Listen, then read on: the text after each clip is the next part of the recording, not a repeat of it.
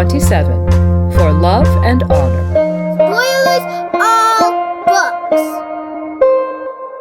Hello, listeners. Welcome back to Radio Westeros. I'm Lady Guinevere in Boston, and with me, as usual, is Yoke Boy from England. Yeah, hi there. Last time we analysed Aegon VI and his upcoming invasion of Westeros. And today we're actually going to turn back the clock and take a really close look at Ned Stark. Starting with a brief history of House Stark up through Ned's childhood, and then moving on to Ned's personal code of honour and his relationship with his family. And along the way, we'll take a close look at the tourney of Harrenhal and also consider his decision-making and the politics during Ned's tenure as Robert's Hand. And we'll wrap things up by considering Ned's legacy. And by the way, this is the first in a trio of loosely connected episodes. In our next episode, we'll circle back to Ned's youth when we analyze Robert's Rebellion along with our thoughts on King Robert. And we'll be joined by Jim, also known as Something Like a Lawyer, from the Wars and Politics of Ice and Fire blog for that episode. Yeah, and we'll wrap up this mini-series with a very close look at Robb Stark and the War of the Five Kings. We're really looking forward to these next few episodes and hope you are too. But for now, we're ready to focus on Ned. So let's get started with the history of House Stark.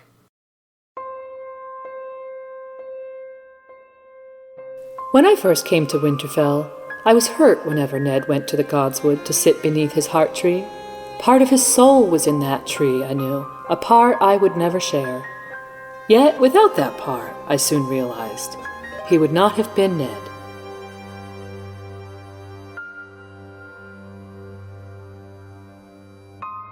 So, let's begin today with a brief history of House Stark, up through Ned's youth.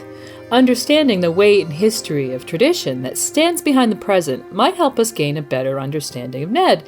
This is the perfect place for us to review some history that we wouldn't touch upon elsewhere. When we first meet Ned in A Game of Thrones, we aren't aware of the role of his house in the Seven Kingdoms. But in his first point of view chapter, he takes Robert down into the family crypts, and we learn this is an ancient and powerful family. Here's the passage.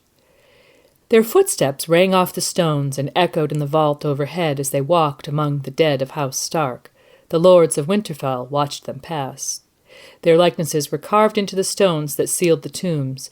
In long rows they sat, blind eyes staring out into eternal darkness, while great stone direwolves curled round their feet. The shifting shadows made the stone figures seem to stir as the living passed by. By ancient custom, an iron longsword had been laid across the lap of each who had been a lord of Winterfell to keep the vengeful spirits in their crypts. The oldest had long ago rusted away to nothing, leaving only a few red stains where the metal had rested on stone. Ned wondered if that meant those ghosts were free to roam the castle now. He hoped not. The first lords of Winterfell had been men hard as the land they ruled. In the centuries before the dragon lords came over the sea, they had sworn allegiance to no man, styling themselves the kings in the north. So, phrases like long rows, ancient custom, and centuries, these are no newcomers to power, and what's more, these are the monuments of hard men who had once been kings of the lands they ruled. And in time, we learn that the present Starks are numbered among the great houses of Westeros, and are the descendants of King Torrhen Stark, the king who knelt to the Targaryen conquerors of Westeros 3 centuries before to preserve the lives of his men. And while we can piece together a fair amount of the history from references gleaned in Song of Ice and Fire, with the publication of The World of Ice and Fire, we got a much more direct recounting. So let's turn to that next. The Starks, along with most of the other people in the north, are descended from the first men of Westeros. We are told that between 8 and 12 millennia ago, near the end of the Dawn Age, the first men began entering Westeros, then the domain of a people who came to be known as the Children of the Forest. The Children were a small fey race whose greenseers some alleged could take on the skins of beasts and see through the eyes of the faces they carved into weirwood trees. Yeah, these faces apparently represented their gods, the quote, innumerable gods of the streams and forests and stones. We're told that it was the children who carved the weirwoods with faces, perhaps to give eyes to their gods so that they might watch their worshippers at their devotions. Anyways, the children engaged in warfare with the first men for many generations before the conflict was ended once and for all, when an agreement known as the Pact was forged at the Isle of Faces, in a grove of weirwoods carved with faces so that the gods might bear witness. And with the pact, the first men were ceded control of all of Westeros except for the deep forests, which were reserved for the children, and apparently around this time, whether through fear, respect, or simply assimilation, the first men began to worship the old gods, a tradition which would continue for millennia into the present story, where the Starks and other Northmen are the last holdouts in the old religion in the face of the new gods brought to Westeros by later invaders. The pact ended the Dawn Age and ushered in the so-called Age of Heroes. And legend has it that Stark dominion over at least parts of the north extends back 8,000 years to their founder, Bran the Builder, who was just one of many legendary heroes whose names come down from that age. Bran the Builder is reputed to have built not only Winterfell, but the Wall too, for which he apparently enlisted the aid of the Children of the Forest after learning to speak their indigenous language and possibly with the help of the giants too. Other tales tell that Bran the Builder helped with the building of Storm's End and the High Tower in Old Town. According to some stories, he's the descendant of Garth Greenhand, the legendary first of all first men in Westeros, via his son Brandon of the Bloody Blade, a famous warrior credited with killing many giants and children of the forest in the Wars of the First Men. Well, the legends are often uncertain and the timelines sometimes don't make sense, but it seems clear that Garth was a semi-godlike character, often credited with bringing farming and fertility to the land. In this sense, it makes sense that all the ruling houses of Westeros would attempt to trace their lineage back to him, in the same way leaders in our own history would often trace their own descent back to Odin or Zeus or even Adam and Eve. And of course, one of the most confusing things about the Age of Heroes is the timing of the Long Night and the building of the wall. We talked a bit about this in our Long Night episode and reached the conclusion that, whatever the truth of the matter, the Starks were instrumental in the battle for the Dawn, and that the last hero may have even been a Stark, which, combined with the claim that the wall was built by Bran to guard the realms of men from threats out of the north, and Old Nan's assertion that the Night's King may also have been a Stark, really puts the family front and centre of some of the key legendary moments of Westeros. Yes, it does. So the Starks were styled Kings of Winter during this time, and probably beyond, but in the centuries following their conquest of such ancient northern dynasties as the Barrow Kings of the Barrowlands, the Marsh Kings of the Neck, the Red Kings of the Dreadfort, and the fabled Warg King of Sea Dragon Point, they became known as the Kings in the North. And having consolidated their hold upon the north with centuries of marriage alliances and brutal warfare against their rivals, the Starks proceeded to defend it from generations of Andal invaders and Ironborn raiders. In this they were aided by the topography of their territory, as no Andal army could ever break past Moat Cailin, though there were threats along their coastline from Ironborn Reavers to the west and Andals from the east. The Starks protected the mouth of the White Knife, which could have provided invaders an inroad into the heart of the north, at the fortress known as the Wolf's Den for centuries, until the arrival of the Manderleys from the Reach 1,000 years ago. After swearing fealty to House Stark, the Manderleys built White Harbour, which offered a stronger defence of that area. And all during these years, Stark kings bearing names such as Brandon the Breaker, Theon the Hungry Wolf, Rickard the Laughing Wolf, Edric Snowbeard and his son Brandon Iceeyes fought off invaders and kept the north the domain of the first men. It was King Torrhen Stark who marched his host of Northmen out of the Neck to meet the final invader to threaten the land, the Valyrian warlord Aegon Targaryen. By the time the northern host arrived at the Trident to meet the Targaryen one, Aegon had won great fiery victories at the Field of Fire and Harrenhal.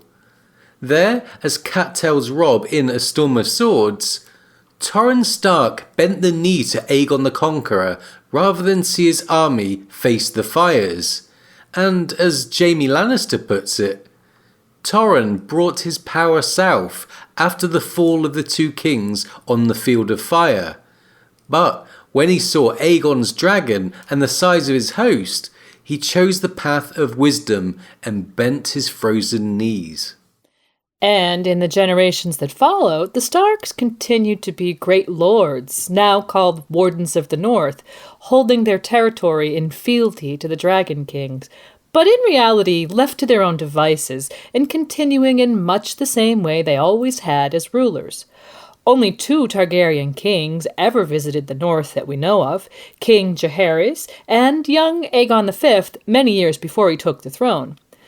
The Starks were involved in putting down rebellions on their territories, protecting their northern border from wildling incursions, and in a few instances in the politics and wars of the south, such as the Dance of the Dragons, where Lord Cregan Stark pledged his support to Rhaenyra Targaryen and her Blacks in exchange for the agreement that a Targaryen princess would marry into the Stark family. Known as the Pact of Ice and Fire, this marriage would have been the only known union between Stark and Targaryen. And while that union never did come to pass, Lord Cregan eventually served as Hand of the King to Rhaenyra's son, Aegon III, for 6 short days, known afterwards as the Hour of the Wolf, during which he sat in judgment on the men who had poisoned Aegon II, sending 20 men accused in the plot to the wall and executing 2 others. Having delivered his stern northern version of justice in his young king's name, Lord Cregan returned to the north and reigned there a further 26 years. His descendants continued to join in the conflicts of the Seven Kingdoms, with his son Rickon dying beneath the banner of the young dragon in Dorne, and his grandson Baron making common cause with the Lord of Casterly Rock to defeat Dagon Greyjoy. And so it went until Ned's day, with lords fighting and dying, making marriage alliances with fellow northern families, and fending off dynastic struggles. But Ned's father Rickard himself married to a Stark cousin in a family that, as far as we know, had never married outside of the first men, except to the famously loyal Manderleys of White Harbor, plotted a different course across the history of the Seven Kingdoms. Yeah, we're not going to go into Rickard's so-called southern ambitions here, although we will touch upon them in our next episode, which will be all about Robert and Robert's rebellion. But we will point out that Rickard planned to marry 2 of his children to Southerners, Catelyn Tully and Robert Baratheon.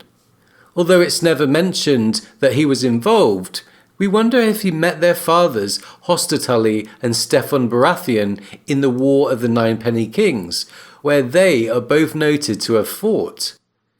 What is clear is that Rickard made these plans and fostered his young son Ned with Lord Arryn in the Vale along with Robert Baratheon of Storm's End, apparently with the goal of making grand alliances with his southern friends and neighbours such as never had been made before by his family. And so we come to Ned's childhood. Raised at Winterfell with his 2 brothers, the elder Brandon and younger Benjen, and sister Lyanna, Ned was sent to the Eyrie at a young age. He remained there until reaching manhood, during which time he forged abiding friendships with Robert Baratheon and his foster father Jon Arryn. From the age of 16 onwards, he apparently divided his time between Winterfell and the Eyrie. What his father's marriage plans for him may have been, we'll never know, for in his 18th year, fate intervened with Lord Rickard's plans. Yeah, that's right. It was the year of the false spring when Lord Went announced his great tourney at Harrenhal and Ned was 18, coming, quote, down from the Eyrie to attend with Robert and John Arryn. It was a great event. Ned's brothers and sister were there, most of the lords of the realm, and the king and crown prince as well. It was a pivotal moment in the history of the Seven Kingdoms, and is the subject of most of our next segment. But first, to lead us in, here's a few words from Mira Reed setting the stage. A great tourney was about to commence, and champions from all over the land had come to contest it. The king himself was there, with his son the Dragon Prince. The White Swords had come to welcome a new brother to their ranks. The Storm Lord was on hand, and the Rose Lord as well. The Great Lion of the Rock had quarreled with the king and stayed away, but many of his bannermen and knights attended all the same. In A Game of Thrones, when Ned is imprisoned in the Black Cells, he has a fevered memory of the year of the False Spring and the tourney of Harrenhal. Now, we've covered this from one perspective in our RLJ episode, and we'll go into more depth in our next episode on Robert Baratheon. And because we'll be covering the rebellion in depth in that episode, we're really only going to highlight some key moments here, while we focus on Ned's experience and what the outcome of Rhaegar and Lyanna and the rebellion meant for him. Yeah, and while we'll discuss mainly R+L in this segment, it should not be underestimated that Ned's entire life was affected by the outcome of the tourney of Harrenhal. Had Brandon and Lyanna lived to marry Catelyn and Robert, Ned no doubt would have married elsewhere, perhaps Barbary Dustin or perhaps a southerner like his siblings, and would have forged an entirely different life for himself in a Seven Kingdoms still under Targaryen rule. So Ned recalls the tourney and its attendees, and then comes a passage that gives us our first connection between blue roses, something Ned has repeatedly associated with his dead sister Lyanna, and Rhaegar Targaryen. Here's the passage. Yet when the jousting began, the day belonged to Rhaegar Targaryen. The crown prince wore the armor he would die in, gleaming black plate with the three-headed dragon of his house wrought in rubies on the breast. A plume of scarlet silk streamed behind him when he rode, and it seemed no lance could touch him. Brandon fell to him, and Bronzion Royce, and even the splendid Sir Arthur Dane, the Sword of the Morning. Robert had been jesting with Jon and old Lord Hunter as the prince circled the field after unhorsing Sir Barristan in the final tilt to claim the champion's crown. Ned remembered the moment when all the smiles died, when Prince Rhaegar Targaryen urged his horse past his own wife, the Dornish princess Elia Martell, to lay the Queen of Beauty's laurel in Lyanna's lap. He could see it still, a crown of winter roses, blue as frost. Up until this moment, Rhaegar had been introduced as the vanquished Targaryen foe, who is connected with Lyanna Stark's mysterious death. Early on, Robert's continuing rage gave us this hint. And Rhaegar, how many times do you think he raped your sister? How many hundreds of times? While a few chapters later, Bran repeats the tale he's heard for Osha in the Winterfell crypts. Robert was betrothed to marry her, but Prince Rhaegar carried her off and raped her. Robert fought a war to win her back. He killed Rhaegar on the trident with his hammer, but Lyanna died, and he never got her back at all. But here, with Ned's mind laid bare, we get the first hint of romance and tragedy. Those blue roses have symbolized Lyanna and Lyanna's death, or the cause of it, in Ned's mind since his first point of view chapter. The revelation that Rhaegar gave her blue roses is perplexing at the least, and upon reflection, utterly contradictory to what we've been led to believe. With that contradiction in mind, we'll look at Ned's memories of Harrenhal, Rhaegar Targaryen, and the rebellion. Interestingly, that one memory or dream in the Black Cells is the only time Ned thinks of Harrenhal specifically. And his silence on the matter doesn't go unremarked either. in A Storm of Swords when Mira Reed sets out to tell Bran a story about a special knight. There was one knight, Mira said, in the year of the false spring. The Knight of the Laughing Tree, they called him. He might have been a crannogman, that one. Or not. Jojen's face was dappled with green shadows. Prince Bran has heard that tale 100 times, I'm sure. And Bran insists that he hasn't, yet twice again as Mira tells the story, Jojen interrupts to ask Bran if he's sure his father has never told him this tale. So we've been pointed at something that we should really think carefully about. Ned attended one of the greatest tourneys in his children's lifetimes, along with lords and ladies and a king and a prince, and yet this man, who we're told early in A Game of Thrones loved to tell stories to his children, never once mentioned it to them. Given Bran in particular had dreams of knighthood and Sansa's love of romantic stories, the only conclusion is that this memory is so painful or dangerous that Ned has purposely avoided bringing it up around his family. Yeah, it's hard not to arrive at the conclusion that Jojen's surprise indicates there is something significant to House Stark in this tale, and that Ned's failure to tell it indicates grief or danger, or perhaps both.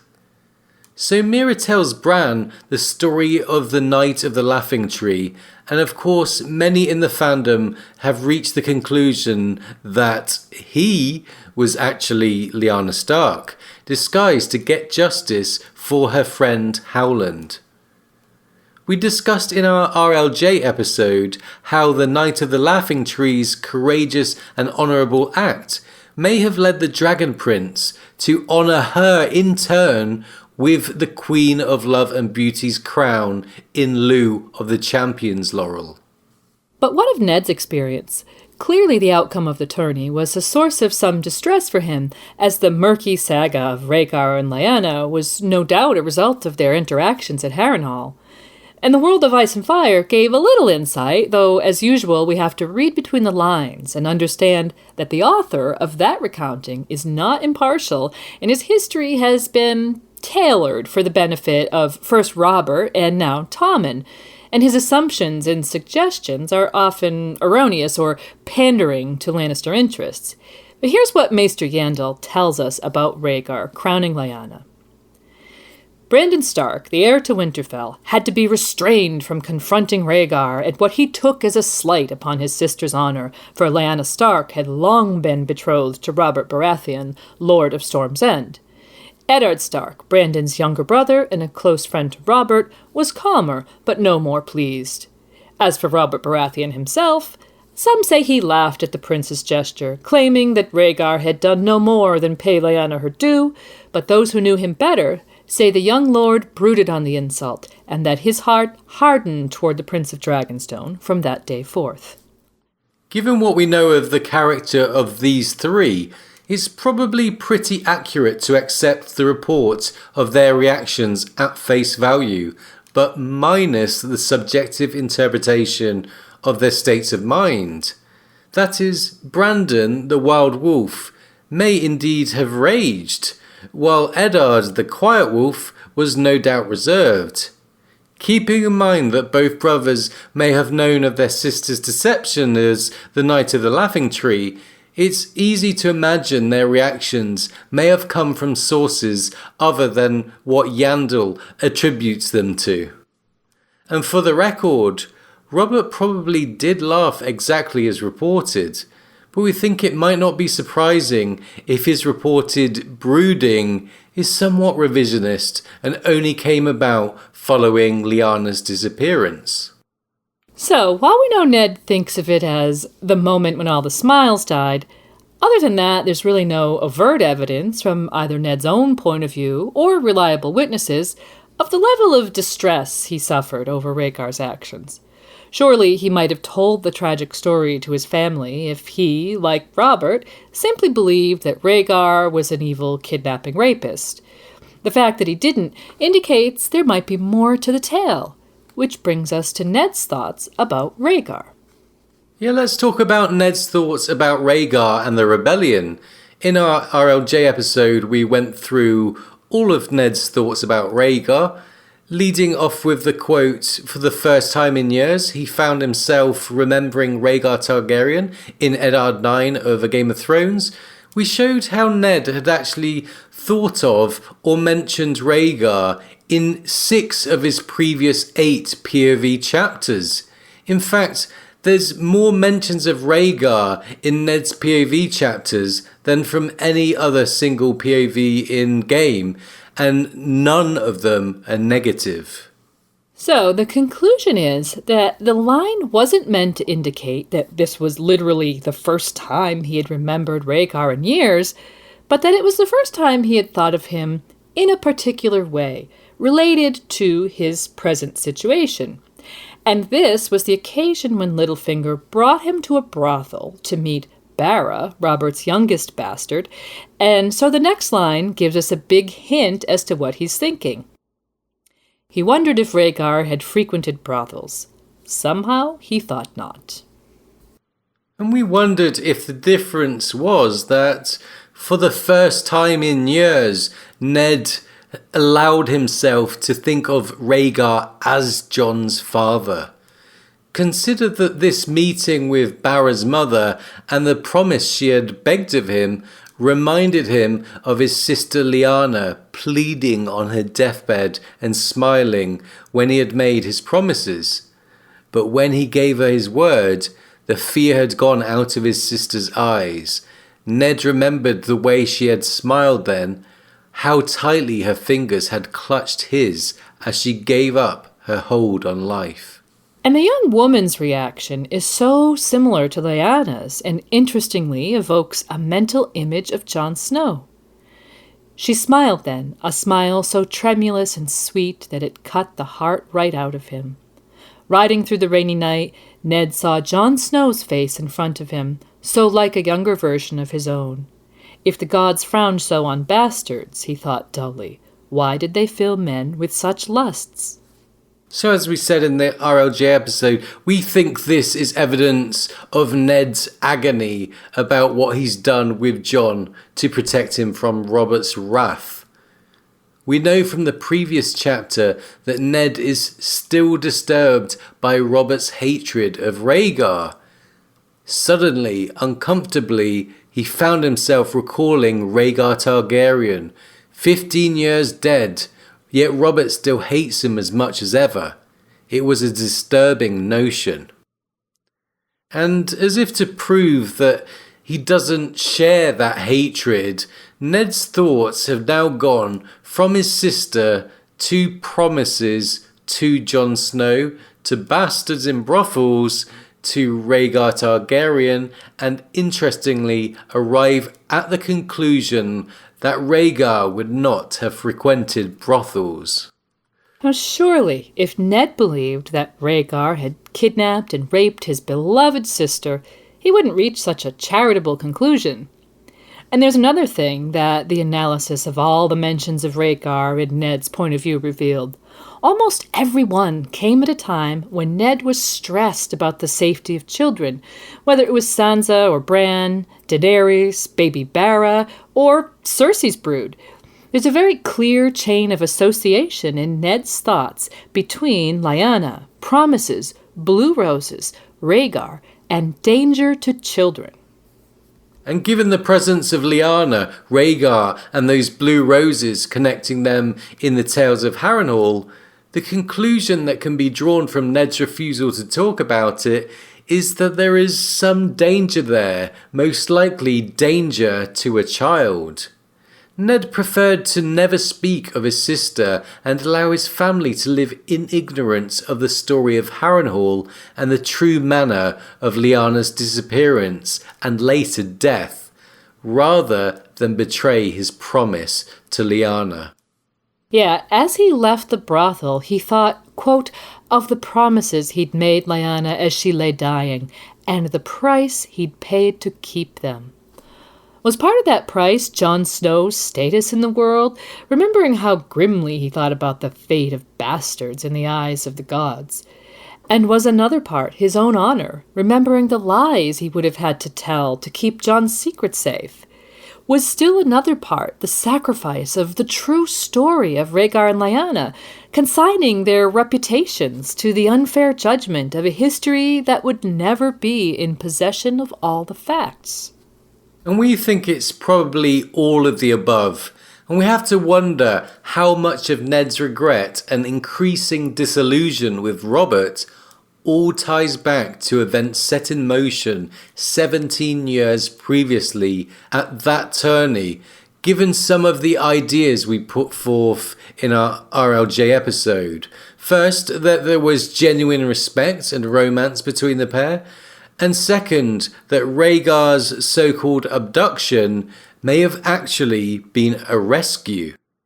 Yeah, we did discuss some interesting clues pointing in that direction, not the least of which is the conclusion that if Aerys had discovered the truth behind the Knight of the Laughing Tree's identity, in his paranoia he may have called for the arrest of Lyanna Stark, given his assertion at the tourney that the knight was, quote, no friend of his.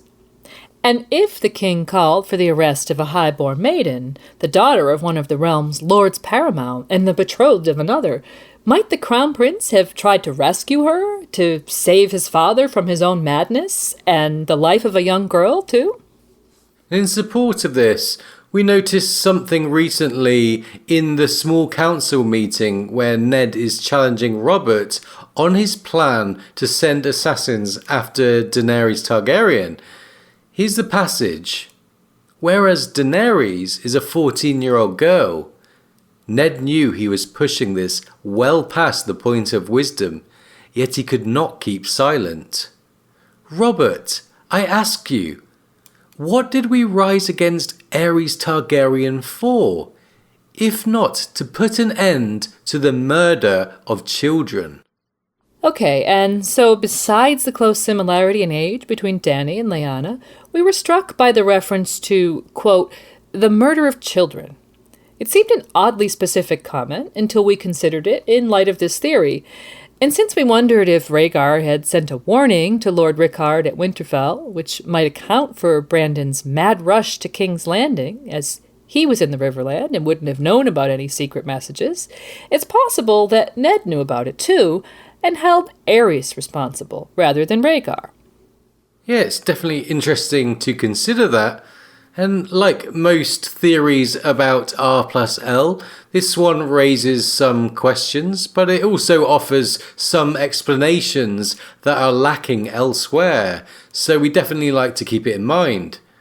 Another thing we should remember is that not long before Lyanna's desperate plea was made to her brother at the place Rhaegar had named the Tower of Joy, and which remained a, quote, bitter memory for Ned all these years later, Ned had witnessed his friend Robert turn away from the bloody corpses of Rhaegar's two young children.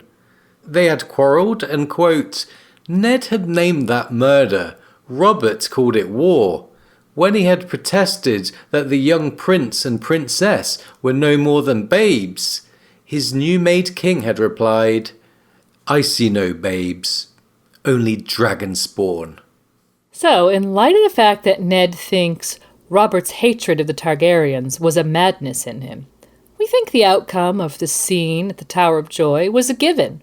Ned promised his sister to protect her child because he knew of the danger it would be in from Robert. And he would have to go to any length to do that, including lying to his own family. And in our next segment, we'll be taking a look at Ned's family life, including his relationship with Catelyn and his role as a father.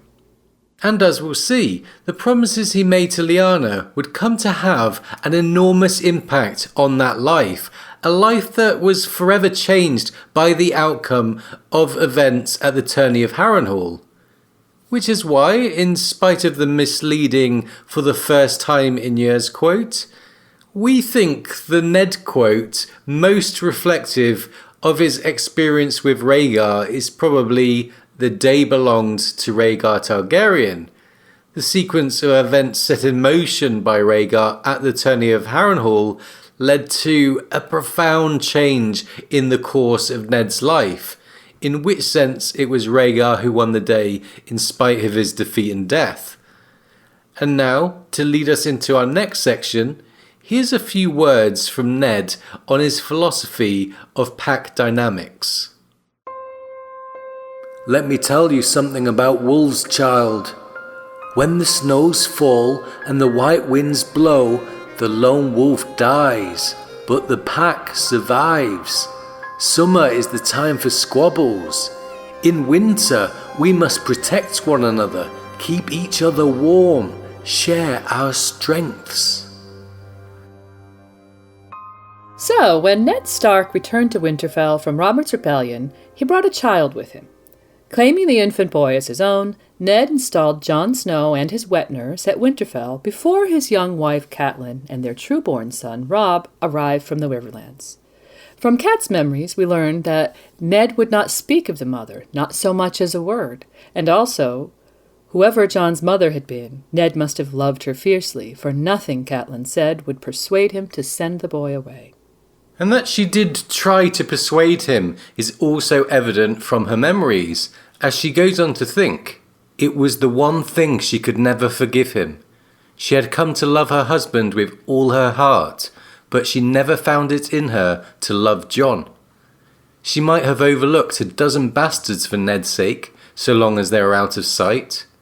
Jon was never out of sight, and as he grew, he looked more like Ned than any of the true-born sons she bore him. So, Catelyn resents Jon's resemblance to Ned, which is often remarked in the books. She also recalls her early curiosity about Jon's mother and the rumor she heard in those early days about the Lady Ashara Dane. She thinks of the moment when she finally asked Ned about Ashara. Quote, "That was the only time in all their years that Ned had ever frightened her. Never ask me about Jon," he said, cold as ice. "He is my blood, and that is all you need to know. And now I will learn where you heard that name, my lady." She had pledged to obey, she told him, and from that day on, the whispering had stopped, and Ashara Dane's name was never heard in Winterfell again. So many fans have wondered about the relationship between Ned and Ashara Dane, whom Catelyn thinks of as the Lady Ashara Dane, tall and fair, with haunting violet eyes. Some continue to wonder if Ned and Ashara could be Jon's parents. In support of this, they point to Mira Reed's Tale of Harrenhal, where she mentions that the Cranogman saw a maid with laughing purple eyes dance with a white sword, a red snake, and the Lord of Griffins, and lastly with the quiet wolf. But only after the wild wolf spoke to her on behalf of a brother too shy to leave his bench. And the idea has taken hold that Ned had a youthful crush on Ashara, who was the sister of the famed Kingsguard, Arthur Dane, the Sword of the Morning, and a lady-in-waiting to Princess Elia Martell of Dorne, the wife of Rhaegar Targaryen. In A Storm of Swords, when Arya meets young Edric Dane of Starfall, he tells her, "My aunt Illyria says Lady Ashara and your father fell in love at Harrenhal." And a doubtful Arya asks Harwin for the truth. Harwin tells her, "It's an old tale, that one. I heard it once at Winterfell, when I was no older than you are now. I doubt there's any truth to it. But if there is, what of it? When Ned met this Dornish lady, his brother Brandon was still alive, and it was him betrothed to Lady Catelyn. So there's no stain on your father's honor. There's not like a tourney to make the blood run hot. So maybe some words were whispered in a tent of a night. Who can say? Words or kisses, maybe more. Where's the harm in that? Spring had come, or so they thought, and neither one of them was pledged." So it seems that perhaps Harwin heard the same whisperings Cat did long ago at Winterfell, whisperings that were halted by stern words from Ned. Even Cersei repeats the rumour to Ned in A Game of Thrones when they meet in the King's Landing, Godswood. It says, "How dare you play the noble lord with me? What do you take me for? You've a bastard of your own. I've seen him. Who was the mother, I wonder? Some Dornish peasant you raped while her holdfast burned? A whore? Or was it the grieving sister, the Lady Ashara? She threw herself into the sea, I'm told. Why was that? For the brother you slew, or the child you stole?" And so, while it seems little enough to go on, some remain convinced that Ned had a youthful passion for Ashara Dane, supported by the fact that after the fight at the Tower of Joy, he journeyed to Starfall to return the sword Dawn to the Dane family, and that Ashara threw herself into the sea out of grief not long after. Edric Dane tells Arya, "Lady Ashara was my aunt. I never knew her, though. She threw herself into the sea from atop the Palestone sword before I was born." And his question to Arya, "Your Lord Father never spoke of her, the Lady Ashara Dane, of Starfall?" almost seems to imply there is a connection between her suicide and Ned. Of course, Edric also comes right out and tells Arya that his wet nurse, Wyla, is Jon Snow's mother. So clearly his accounting is a bit confused. But anyway, it's from the POV of Barristan Selmy that we get even more information in A Dance with Dragons when he recalls his own passion for Lady Ashara. But Ashara's daughter had been stillborn, and his fair lady had thrown herself from a tower soon after, mad with grief for the child she had lost, and perhaps for the man who had dishonoured her at Harrenhal as well. She died never knowing that Sir Barristan had loved her. How could she? He was a knight of the King's Guard, sworn to celibacy. No good could have come from telling her his feelings. No good came from silence either. If I had unhorsed Rhaegar and crowned Ashara Queen of Love and Beauty, might she have looked to me instead of Stark? So, Ashara allegedly bore a stillborn daughter, and there's a hinted connection to Stark, and her grief was for the child as well as for, quote, the man who had dishonoured her at Harrenhal. Many have pointed out that Barristan seems to bear no ill will for Ned, and even made an attempt to convince Dany of his honour in A Storm of Swords. So could it have been Brandon he was referring to? And given that Barristan doesn't explicitly connect them, was the man who dishonoured Ashara necessarily even the same Stark that she, quote, looked to?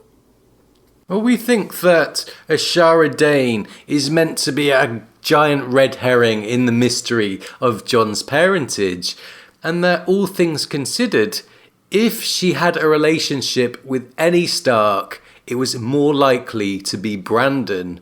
Although, as Harwin pointed out, even if it was Ned, there was no inherent dishonour because neither was betrothed to another at the time. And so, whether her apparent suicide was simply another of the tragic consequences of the tourney of Harrenhal, or a cover for a deeper mystery, remains to be seen. Yes, it does. But this brings us back to Jon Snow and the question of his parentage. While Catelyn never knew the identity of Jon's mother, that she wondered about it and resented Jon's resemblance to Ned until the end of her days is shown in this passage from A Clash of Kings. Her own children had more Tully about them than Stark. Arya was the only one to show much of Ned in her features, and Jon Snow, but he was never mine. She found herself thinking of Jon's mother, that shadowy secret love her husband would never speak of. Does she grieve for Ned as I do? Or did she hate him for leaving her bed for mine? Does she pray for her son as I have prayed for mine? They were uncomfortable thoughts and futile. If Jon had been born of Ashara Dane of Starfall, as some whispered, the lady was long dead. If not, Catelyn had no clue who or where his mother might be. And it made no matter. Ned was gone now, and his loves and his secrets had all died with him. Although fans have pointed out that there remain a certain few characters in the story who might possess some knowledge of Ned's secrets, people like Howland Reed, the wet nurse Wyla, and maybe even the three-eyed crow Brynden Rivers. And speaking of secrets, when Ned thinks about the secret Jon Arryn died for in-game, he muses, "Some secrets are safer kept hidden. Some secrets are too dangerous to share, even with those you love and trust." So, is the dangerous secret that of Jon Snow's origin? In his final days, when in the Black Cells, we may see Ned's regret that he left Jon in the dark about it. It says, "The thought of Jon filled Ned with a sense of shame and a sorrow too deep for words. If only he could see the boy again, sit and talk with him." And all things considered, we're left with the conclusion that it was the secret behind Jon's birth that was so dangerous that Ned never dared to share it with Catelyn, even though, by all accounts, they developed a close and loving relationship. And it's that relationship and his role as father that we're going to consider now. We know that Cat really loved Ned. She thinks numerous times about her love for her husband, including, "After the war, at Winterfell, I had love enough for any woman. Once I found the good, sweet heart beneath Ned's solemn face." While most of what we know about Ned's relationship with his wife comes from Catelyn's own POV, we see from his own how much he trusts and respects her when he consults her about Robert's offer of the handship and ultimately leaves her in charge of Winterfell. Yeah, and when Cat arrives in King's Landing, not only is their reunion poignant and tender, but he sends her back to Winterfell with instructions to keep their son safe and see to the defenses of the North and keep a careful watch over Theon Greyjoy.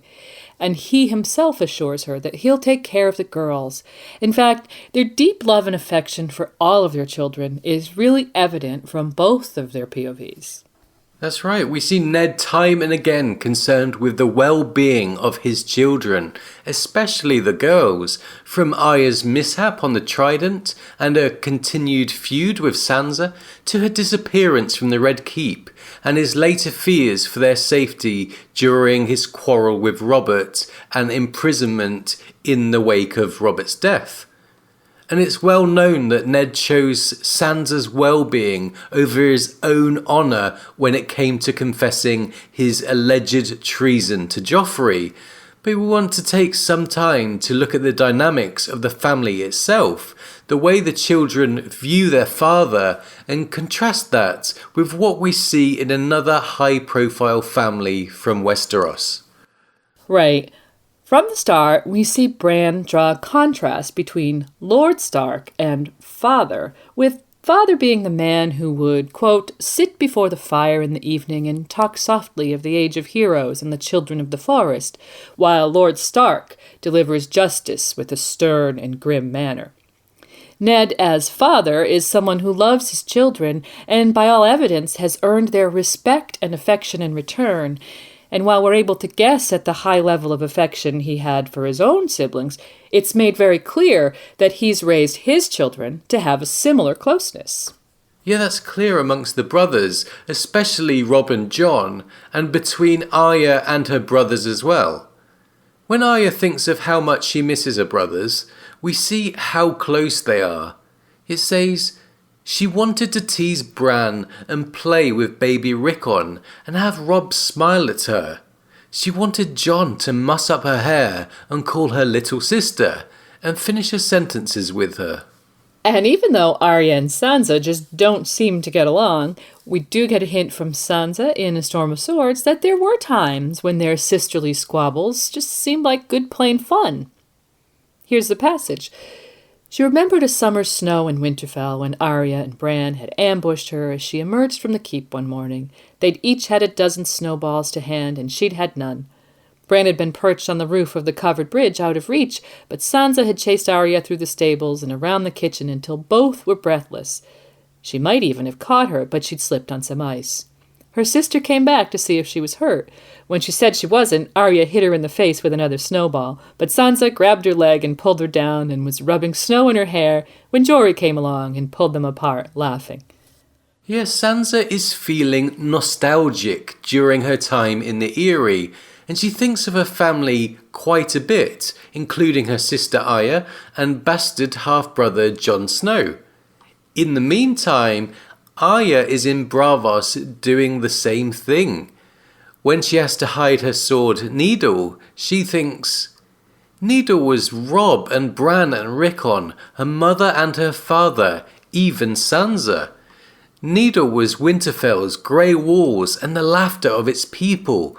Needle was the summer snows, old Nan's stories, the heart tree with its red leaves and scary face, the warm earthy smell of the glass gardens, the sound of the north wind rattling the shutters of her room. Needle was Jon Snow's smile. Hey, and the girls aren't the only ones thinking longingly of the family they'd lost. Bran and Jon think of their missing sisters and dead brothers often. Taken all together, the picture of the Stark family that we get is that of a close-knit group with the usual sibling rivalries, but almost certainly a family which would heed their father's advice to Arya about troubled times. When the snows fall and the white winds blow, the lone wolf dies, but the pack survives. Summer is the time for squabbles. In winter, we must protect one another, keep each other warm, share our strengths. Yeah, and that's a great quote. And this closeness must be a testament to the parents of the family. And we'd argue that the example of love and kindness they absorbed from their father contributed enormously to the familial bond between the siblings. And by way of contrast, let's review something we talked about in an earlier episode, the theme of love versus fear as it relates to fatherhood.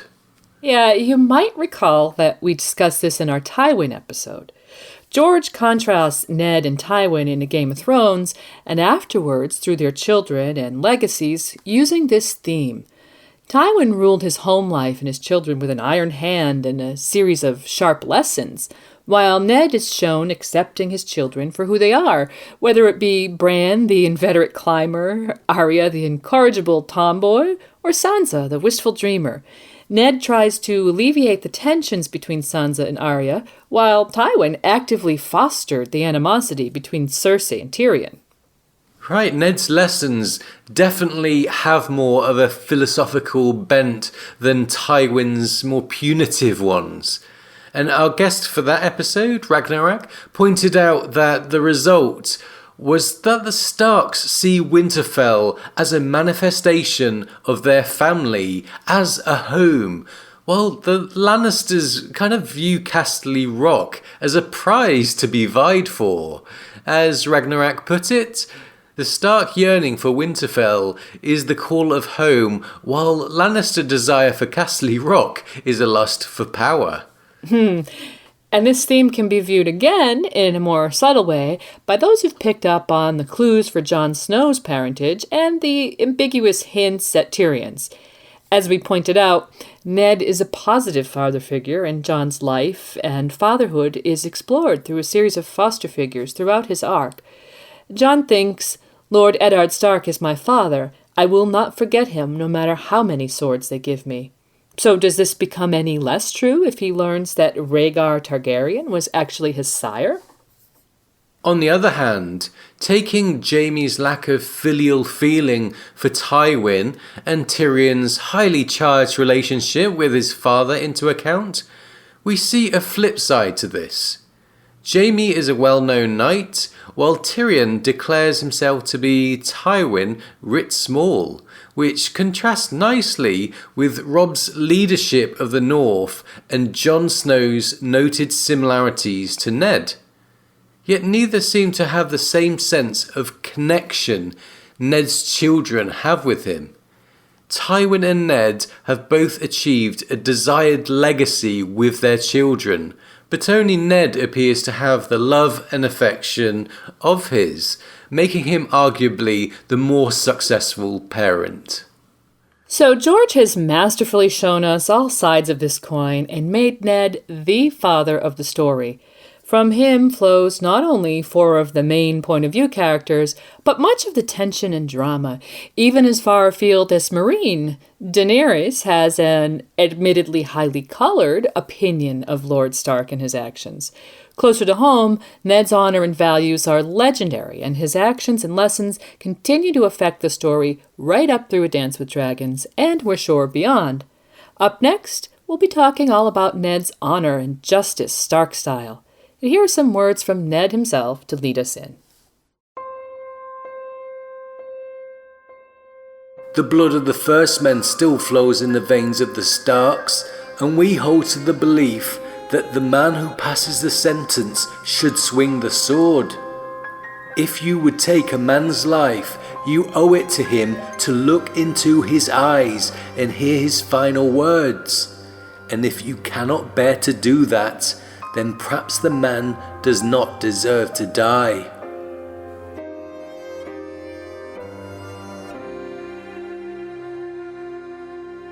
So, Ned Stark's honor is well known in the books and has been remarked upon by characters from Winterfell to Essos. Robert mentions it in A Game of Thrones, as does Cersei, Tyrion, Varys, and Littlefinger, who mentions Ned's honor, but later tells Sansa that her father was, quote, hopeless. Jorah Mormont spoke scathingly of Ned's precious honor, but later indicated that it was he himself who was lost to honor when he fled Ned's judgment. Yeah, Ned's honour is something Jon Snow thinks of frequently as he tries to reconcile his father's famed honour with fathering a bastard. Stannis tells Jon that his father was stubborn and no friend of mine, but that only a fool would doubt his honour or his honesty. So this idea that Ned is the most honourable man in the Seven Kingdoms is really well established, although we see quite a bit of scorn for it from the players.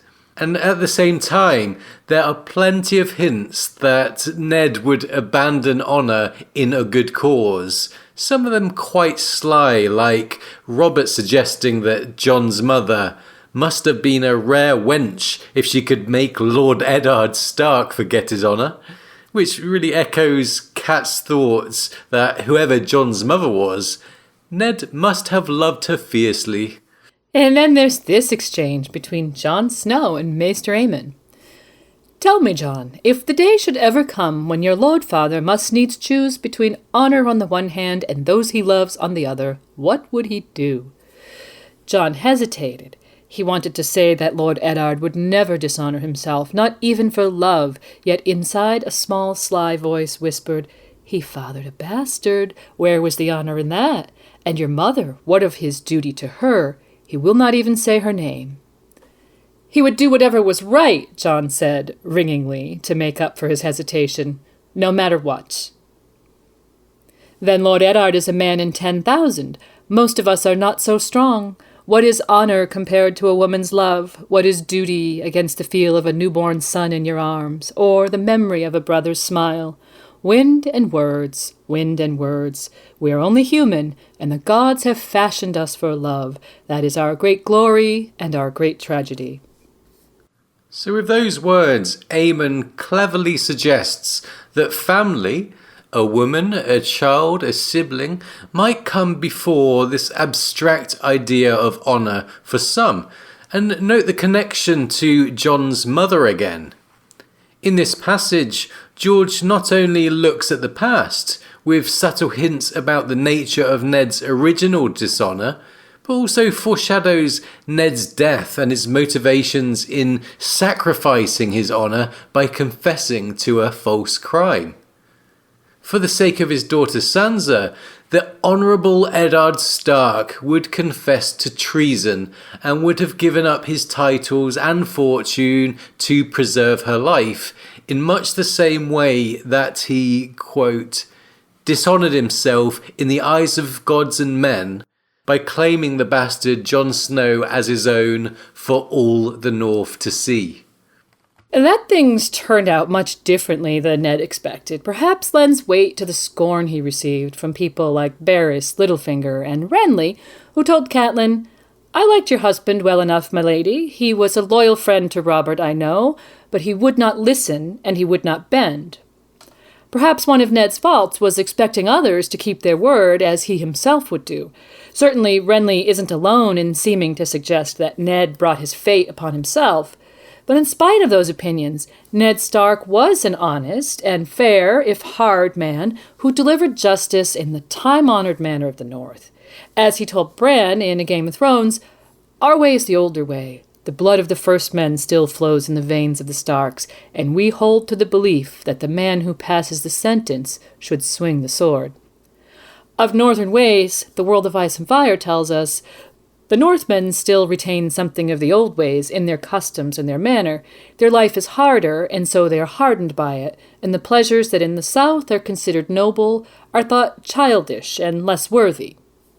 So it's reasonable to deduce that northern honour might be different than southern honour, less about chivalry and knighthood, which are closely tied to image and what others think of you, and more about doing the right thing and keeping one's word. It also seems to be strongly altruistic and focused on the next generation, given the tradition where during a long winter, quote, the old men gather up what strength remains in them and announce that they are going hunting. Some are found come spring. More are never seen again. And we'll get back to that idea shortly.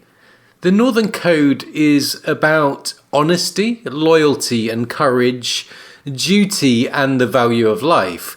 When Ned tells Bran and his other sons about a condemned man, you owe it to him to look into his eyes.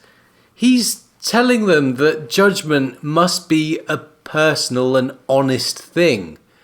That he travelled to Bear Island to bring the king's justice to his vassal Jorah Mormont, and Ser Jorah's obvious self-loathing as he recounted his own flight from that justice, really shows the depth of how seriously Ned takes his duty to law and order.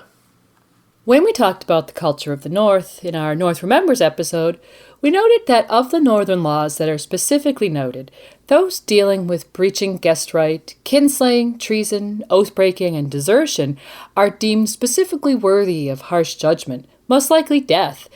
And again, what all those crimes have in common is their destabilizing nature.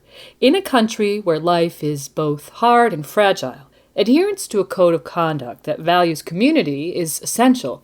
Destabilizing the community by betraying one of these values, as Jorah did, must be met with harsh judgment to preserve the greater good. And speaking of the community, the World Book tells us about the winter town outside of Winterfell that we'd formerly heard of through the POVs of those who grew up at Winterfell. It says that Winter Town is filled to bursting in autumn and winter with those seeking the protection and patronage of Winterfell to help them survive the lean times. Not only do townsmen arrive from the outlying villages and crofts, but many a son and daughter of the mountain clans have been known to make their way to the winter town when the snows begin to fall in earnest. And in A Dance with Dragons, Jon Snow mentions the harsh life of the mountain clans, and that, quote, when the snows fall and food grows scarce, their young must travel to the winter town or take service at one castle or the other. So it's obvious the value that Stark patronage and protection have to the rural population, and without it, they might not survive the brutal winters when they arrive. But the winter town was burned by Ramsay Bolton during the sack of Winterfell, and with a predicted very long winter about to set in, we wonder not only about the fate of those rural people, who certainly can't look for assistance from the Boltons, but if that winter protection traditionally offered by the Stark has anything to do with the phrase, there must always be a Stark in Winterfell. Right, well, many people favour a supernatural explanation, and we agree there could be that element to it. We couldn't help but notice that during this upcoming long winter, without a Stark in Winterfell, things look very grim indeed for those people who would have traditionally sought their protection. Whether it's connected to the old saying or not, it seems to us that the consequences of there not being a Stark in Winterfell at this time are going to be extremely dire in a most tangible way. Yeah, and now, since we're talking about culture, let's talk about where the high value Ned places upon the lives of children may have come from culturally.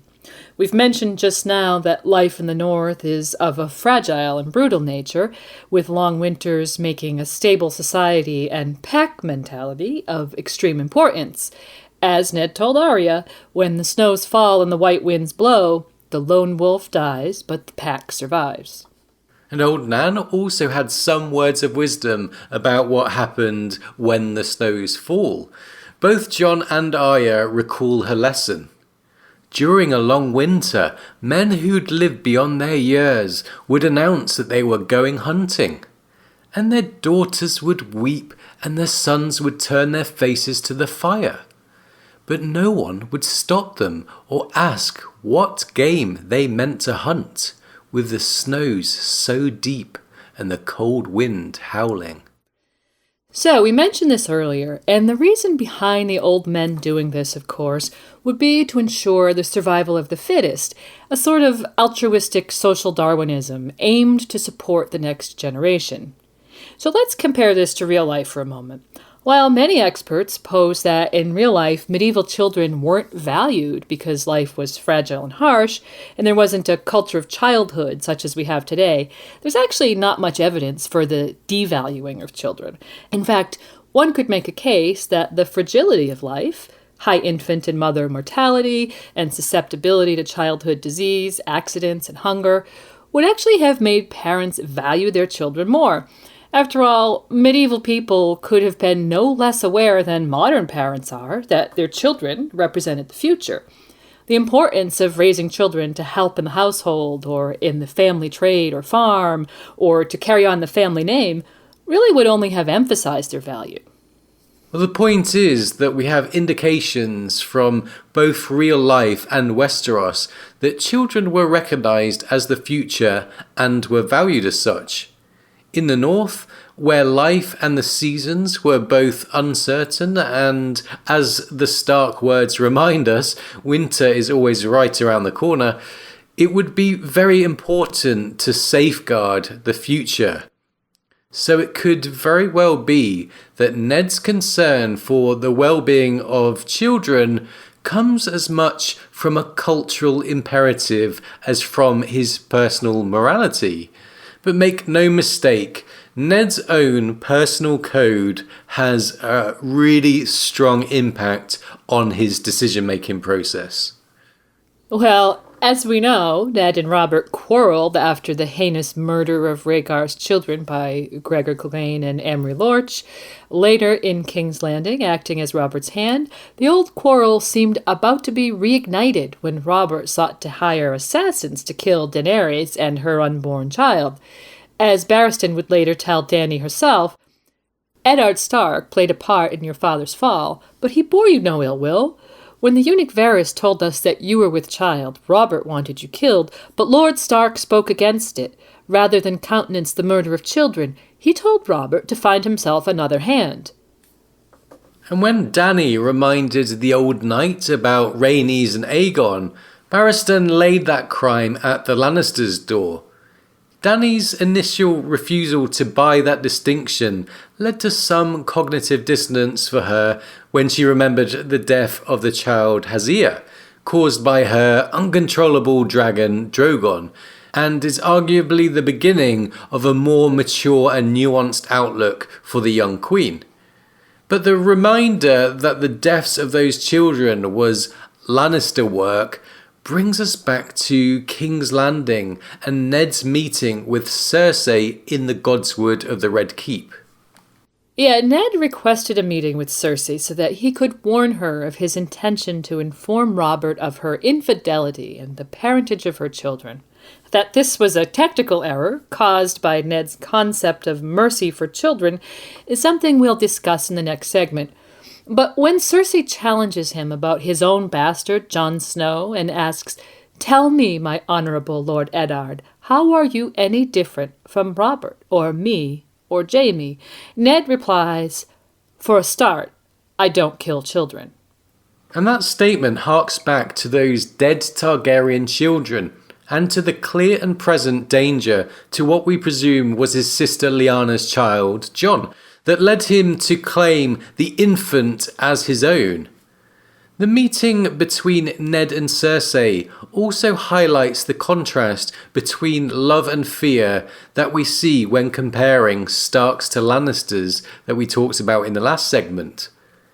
Ned is trying to use his compassion to rid Robert of a problem, while Cersei responds with threats and ultimately violence. But while fear may have been more effective in the short term, as the pendulum of the story swings, we're starting to see things unravel for the powerful and feared Lannisters, while even when things looked very grim, we still find love and loyalty for House Stark. Yeah, even Tyrion Lannister must admit Lord Eddard is a proud, honorable, and honest man. And while he wasn't necessarily being complimentary, this perception of Ned is what ensures that people of courage, loyalty, and honor routinely choose to serve him, and that he earned the respect of men like Barristan Selmy and Stannis Baratheon. And while earlier we mentioned that Ned was scorned by some for his honesty and adherence to his code of honour, and that there are people who might suppose Ned brought his fate upon himself, we'd argue that Ned was clear-eyed about the consequences of his decisions. Take his thoughts when he promised a young whore that he would tell Robert about his youngest bastard. "I will," Ned had promised her.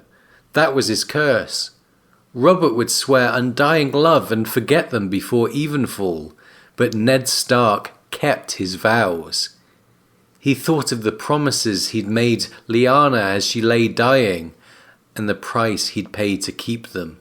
The price he'd paid was surely steep, and yet the only regret we sense from Ned is that he couldn't talk to Jon and explain things to him.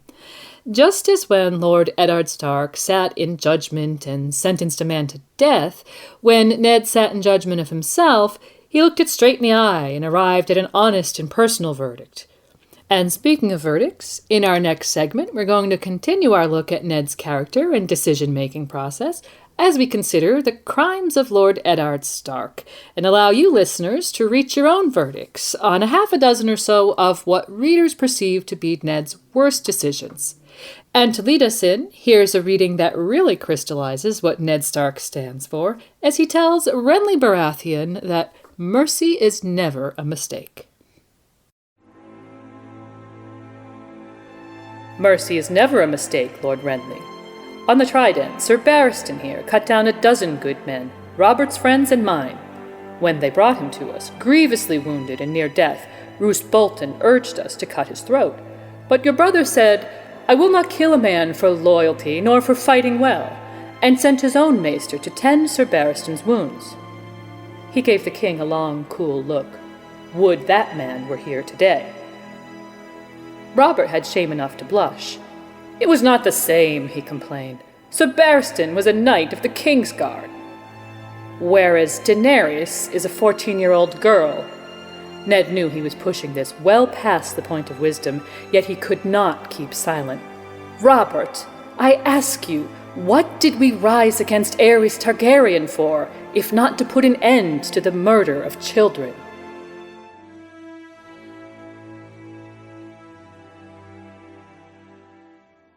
So as Lady Gwyn mentioned, in this segment we're going to take a look at Ned's decision-making process in a number of situations that are consistently judged by the fandom, for better or for worse. We're calling this the crimes of Eddard Stark because we're going to give the cases as we understand them and let you listeners decide why Ned did the things he did and when his actions were justified by the situations or not. In this segment, we are the prosecution and defence, and you listeners are the jury. Yeah, and we think we'll be able to make some interesting connections regarding outcomes in the end. And we'll look at a number of cases from across 4 basic themes: justice, mercy, fraud, and treason. Hopefully the evidence will leave you with some food for thought. So, to jump right in, let's take on Ned's role as executioner, which is the first role we see him in Game of Thrones. There are 3 major decisions in this category that we'll examine: the judgments of Garrett of the Night's Watch, Lord Jorah Mormont, and Sir Gregor Clegane. Okay, so did Garrett deserve to die? In the prologue POV, we saw him grudgingly and to his own detriment follow orders until his commander and comrade were murdered.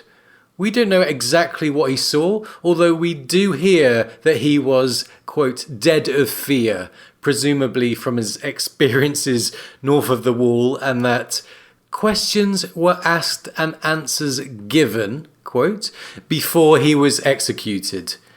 So we don't know the details, but we can surmise that if Garrett saw what happened to Will and Waymar, he either couldn't or didn't tell Ned, or that Ned simply didn't believe him. Perhaps he thought he was crazy, at least not enough to convey his last words to Lord Commander Mormont at Castle Black. Well, that Ned communicated some of the situation to Jorah is made clear later in Game of Thrones when Jorah tells Tyrion, Garrett was near as old as I am and longer on the wall, yet it would seem he forswore himself and fled. I should never have believed it, not of him, but Lord Eddard sent me his head from Winterfell. Of Royce there's no word. 1 deserter and 2 men lost, and now Ben Stark, too, is gone missing. So it's clear that Ned sent word of the deserter and his head to Castle Black, but there's no word as to what happened to Waymar and Will, so we're left uncertain whether Garrett was able to convey that to Ned. Yeah, did Ned make a critical mistake in not putting greater stock in Garrett's answers, whatever they were? We should point out that very few people would have believed such stories at that point, although Lord Commander Mormont may have. And Jorah may have suspected something nonetheless, since he went on to tell Tyrion, you must make them understand. I tell you, my lord, the darkness is coming. There are wild things in the woods, direwolves and mammoths and snow bears the size of aurochs, and I have seen darker shapes in my dreams. The fisherfolk near Eastwatch have glimpsed white walkers on the shore. Okay, so recalling Ned's words to Bran, the man was an oath-breaker, a deserter from the Night's Watch. No man is more dangerous. The deserter knows his life is forfeit if he is taken, so he will not flinch from any crime, no matter how vile. And given the northern taboo on oath-breaking, it seems like Garrett's fate was never in question. In this case, we think the issue was not the judgment itself, but the disconnect between the man's story and what Ned told the Night's Watch. Had Ned believed Garrett's last words, he not only could have warned the Watch, but given Jorah Mormont's assertion that only the Night's Watch will stand between the realm and the darkness that sweeps from the north, he could have used his position in the kingdom to send more aid to them. And we'll leave it to you to decide how big of a failure that was. So another capital sentence Ned passed in his role as deliverer of the king's justice in the north was the condemnation of then Lord Jorah Mormont for selling poachers to Tyroshi slavers. So, did Jorah deserve to die? As Ned recalls, the Mormonts of Bear Island were an old house, proud and honourable, but their lands were cold and distant and poor. Sir Jorah had tried to swell the family coffers by selling some poachers to a Tyroshi slaver. As the Mormonts were bannermen to the Starks, his crimes had dishonoured the north. Ned had made the long journey west to Bear Island, only to find when he arrived that Jorah had taken ship beyond the reach of ice and the king's justice. 5 years had passed since then. Jorah's initial recounting is quite different. As he tried to justify his past to Dany, he told her that Ned, quote, took from me all I loved for the sake of a few lice-ridden poachers and his precious honour. But later he admits to his own shame over the matter. I did things it shames me to speak of, for gold, so Lanesse might keep her jewels, her harper, and her cook. In the end, it cost me all. When I heard that Eddard Stark was coming to Bear Island, I was so lost to honour that rather than stay and face his judgment, I took her with me into exile. Nothing mattered but our love, I told myself. We fled to Lys, where I sold my ship for gold to keep us. This seems pretty straightforward, and unless you're simply overcome with pity for Jorah, it's hard to see where we could second guess this judgment. And we want to add that there's a strong possibility that Jor could have pled for mercy for his son and asked him to take the black. Would Jorah have agreed is anyone's guess, but it was his father's final wish for him, and we'll point out that if Theon, as low as he sunk in Clash, was ready to contemplate it as an option, we think perhaps Ned and Jorah could have reached an agreement in the end. And the final point of justice is Gregor Clegane. In A Game of Thrones, we see Ned condemn Sir Gregor to death based upon the words of the villagers from the Riverlands that Raymond Arry, Mark Piper, and Carol Vance brought before him.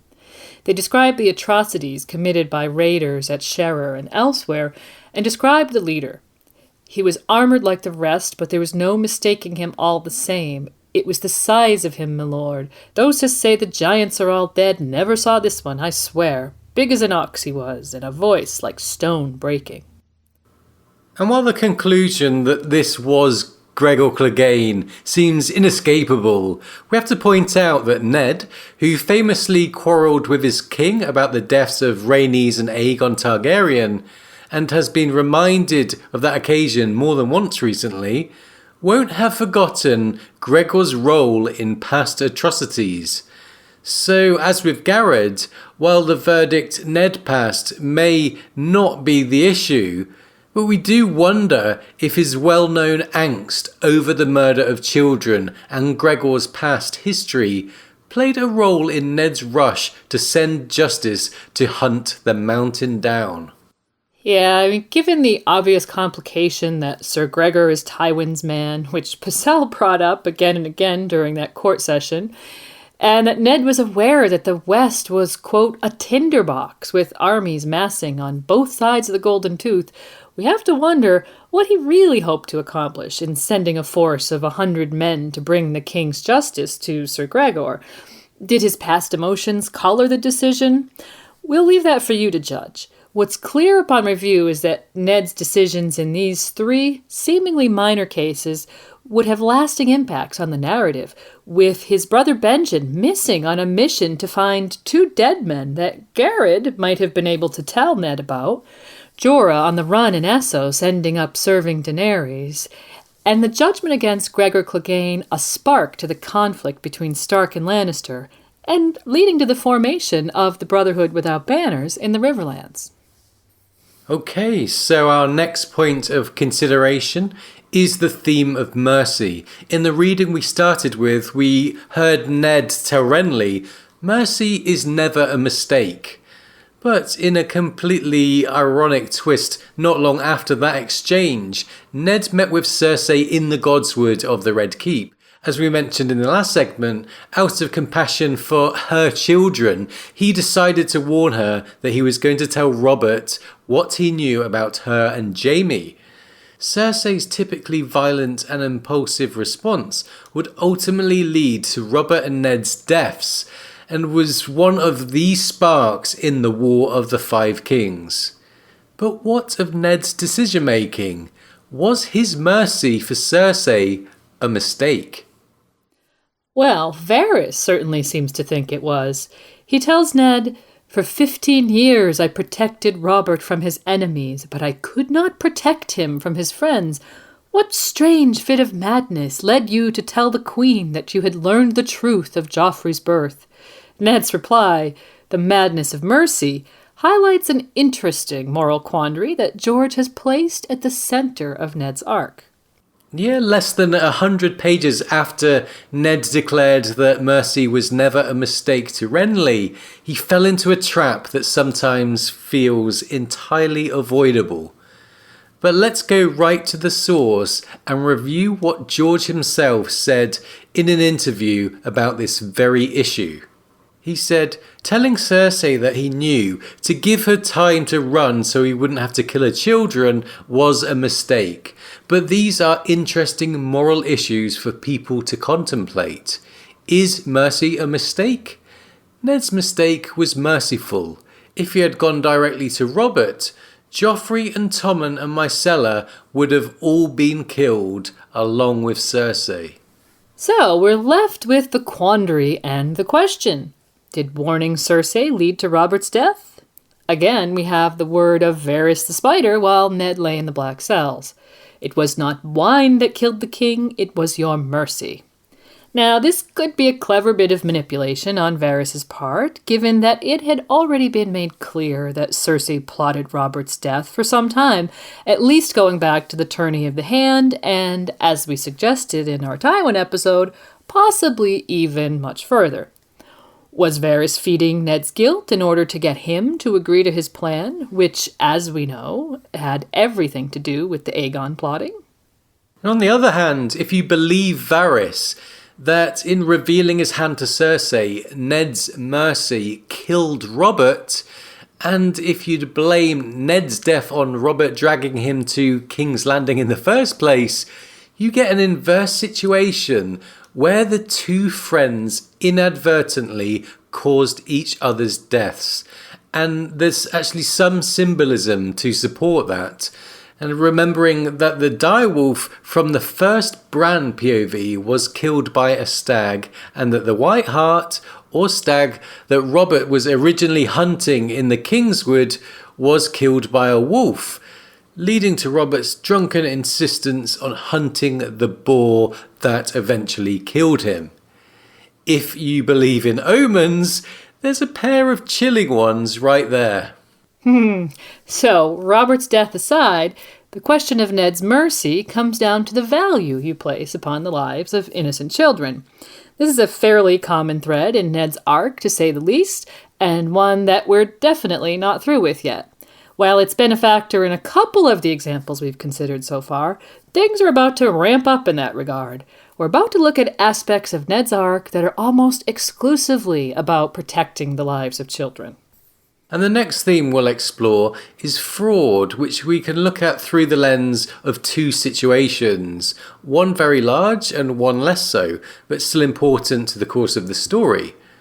The case of Jon Snow is the first, and the most important to Ned's arc and the story as a whole. It began with Ned's promises to Lyanna, which most of us assume now included hiding the child's identity from everyone, including Robert. Yeah, and by the time Ned found his sister in her bed of blood at that abandoned watchtower in the Red Mountains of Dorne, Robert's hatred for Targaryens was monolithic. His rage at Rhaegar's apparent abduction of Lyanna had fueled the course of the rebellion and led ultimately to the Crown Prince's death at the Trident. He had turned away from the corpses of Rhaegar's children, declaring, "I see no babes, only dragon spawn," which could only have heightened Ned's concern for his sister's newborn infant. And so Ned was left with no choice but to agree to hide the identity of the child in such a way that would forever reflect upon his own character. He lied to Robert and the entire kingdom, claiming the boy as his own, and apparently told Robert the boy's mother was a woman named Wyler that he had met on a campaign. In the process, he allowed Robert to go on believing his own narrative of Lyanna's fate, abduction and rape by the Crown Prince, which could only fuel his outsized hatred for the Targaryen dynasty. Right, and it's the catch-22 of the lie. By not telling Robert the truth, the danger to Jon Snow actually became greater as the king's hatred calcified in the years following Lyanna's death. By Game of Thrones, Robert tells Ned, "I will kill every Targaryen I can get my hands on until they are as dead as their dragons, and then I will piss on their graves." And just imagine the chill that must have given Ned when he thought about the true origins of the boy he'd grown to love as a son. In truth, Ned's arc throughout A Game of Thrones really illustrates his growing lack of trust in Robert. From the situation at Darry, with the danger to Arya and the death of the butcher's boy, to the orders to assassinate young Daenerys Targaryen and her unborn child, the deaths of a pair of Robert's bastards in Lannisport at the hands of Cersei and his persistent memories of Rhaegar's children, we see Ned wondering about the character of his friend and failing to find reassurance that Robert would ever do anything but turn a blind eye to the murder of children. And we should note that Ned's disquiet on the matter was fueled by his lingering conviction that the true threat was from the Lannisters, from Rhaegar's children to Arya and the butcher's boy at Darry, those bastards in Lannisport, and ultimately Sansa in Cersei's hands following his arrest. We see Lannister involvement everywhere. And since Ned has carefully made note of Lannister influence surrounding his old friend, there can be no doubt that he felt entirely justified to the end in his decision to hide Jon Snow's origins, with his only regrets coming in his last days in the Black Cells, where he wished he could have talked with Jon. But the issue that some fans find most troubling is Ned's failure to share this secret with his wife Catelyn, especially given Cat's well-known resentment at having Jon Snow in their very household. While initially one could argue that Ned barely knew Catelyn, and in keeping the secret he was adhering to a solemn vow made to his dying sister, many wonder why he didn't tell his wife the truth once their relationship had deepened to a strong mutual love and trust, as we've seen it undoubtedly did. So the argument in favor of Ned's continued secrecy is usually presented as follows. First, that Cat may not have been as open in her resentment as the point of view structure of the novels implies. That is, we see her thoughts and feelings, but rarely words spoken aloud against Jon. In the exchange where she refused to allow Jon to stay at Winterfell when Ned went south, Ned's described as anguished and furious and calls her damnably cruel. Is it possible that Ned's eyes were open to the depths of his wife's resentment only in that moment? Well, it's made plain that Jon felt it throughout his life, but it's possible Ned had never realised the true nature of the animosity his wife held for the boy. As Littlefinger would later tell him about Robert, he is practised at closing his eyes to things he would rather not see. We guess this could apply in the case of a man who wanted nothing more than domestic bliss with his wife and children. And the other, more significant factor in Ned keeping his secrets from Cat may have been her own and their children's safety. Yeah, we get a hint at that when Ned thinks of secrets. Some secrets are safer kept hidden. Some secrets are too dangerous to share. So, to put it simply, by not telling his wife the truth, he shielded her with deniability. This is a common enough precept in law, used the world over for much of history to shield certain individuals from being held responsible in matters of malfeasance.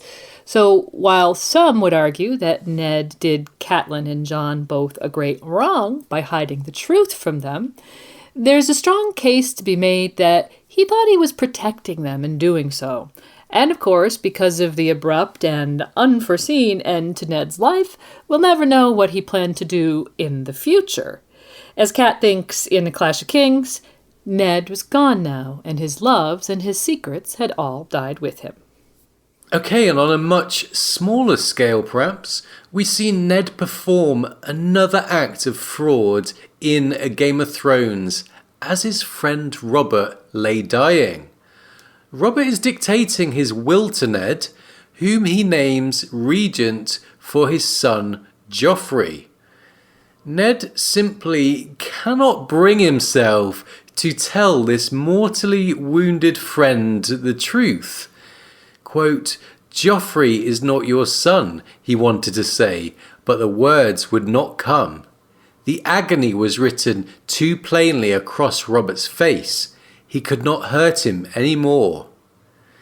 And so, instead, it tells us Where the king had said, "My son Joffrey," he scrawled, "My heir" instead.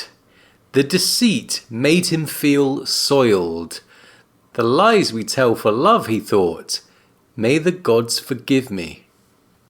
So we have there a strong point of comparison between Ned, the arguable hero of Game of Thrones, and Jaime Lannister, arguably one of the biggest villains of the story at that point. The lies we tell for love is a strong correlate to the things I do for love, not only in language but in situation. Ned has lied to Robert about Jon Snow to protect him, and continues to withhold the truth about Joffrey, Tommen, and Myrcella, not only to shield his friend from pain, but to protect those children from Robert's vengeance. Jaime pushed Bran from the tower for that very same reason, but the key difference, of course, was that lies aren't inherently violent, while Jaime is actively causing harm.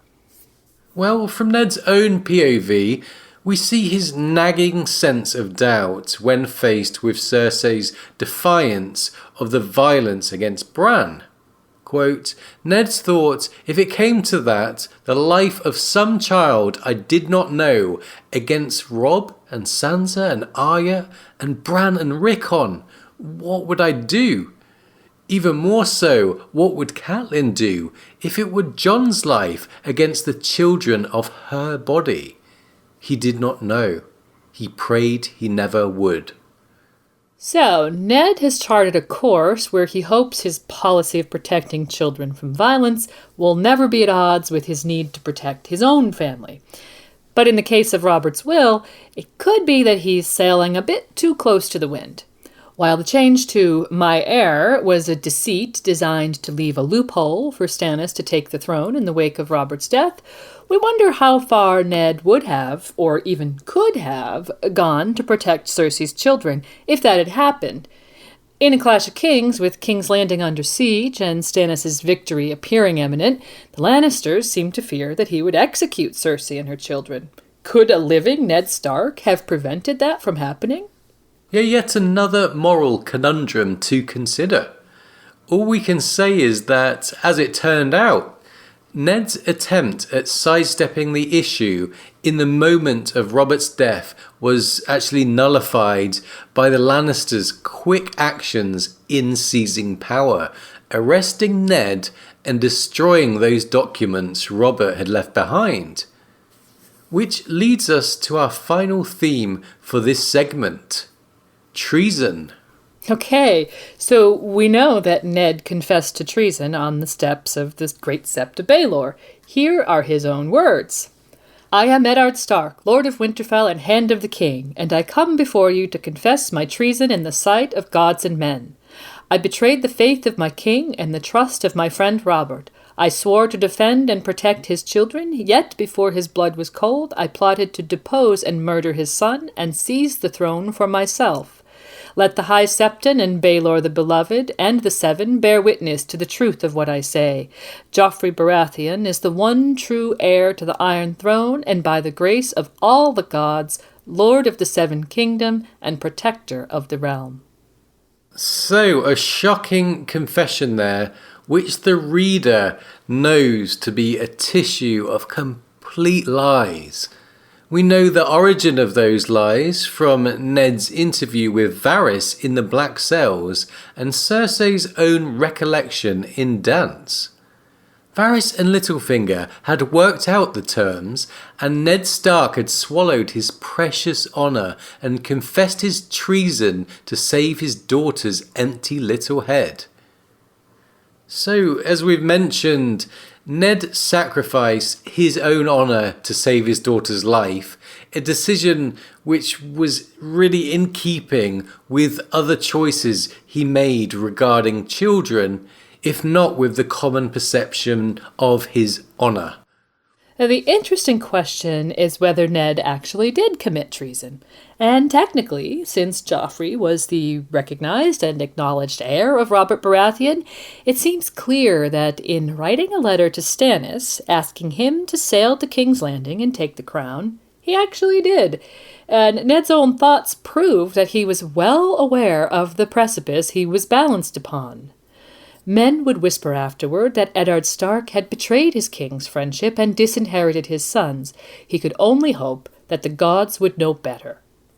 Here we see Ned applying a fine distinction between one potentially treasonous act and another.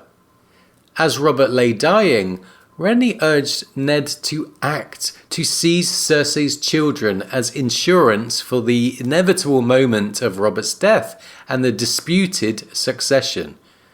Ned coolly refused to take such action, saying, "I will not dishonour Robert's last hours on earth by shedding blood in his halls and dragging frightened children from their beds."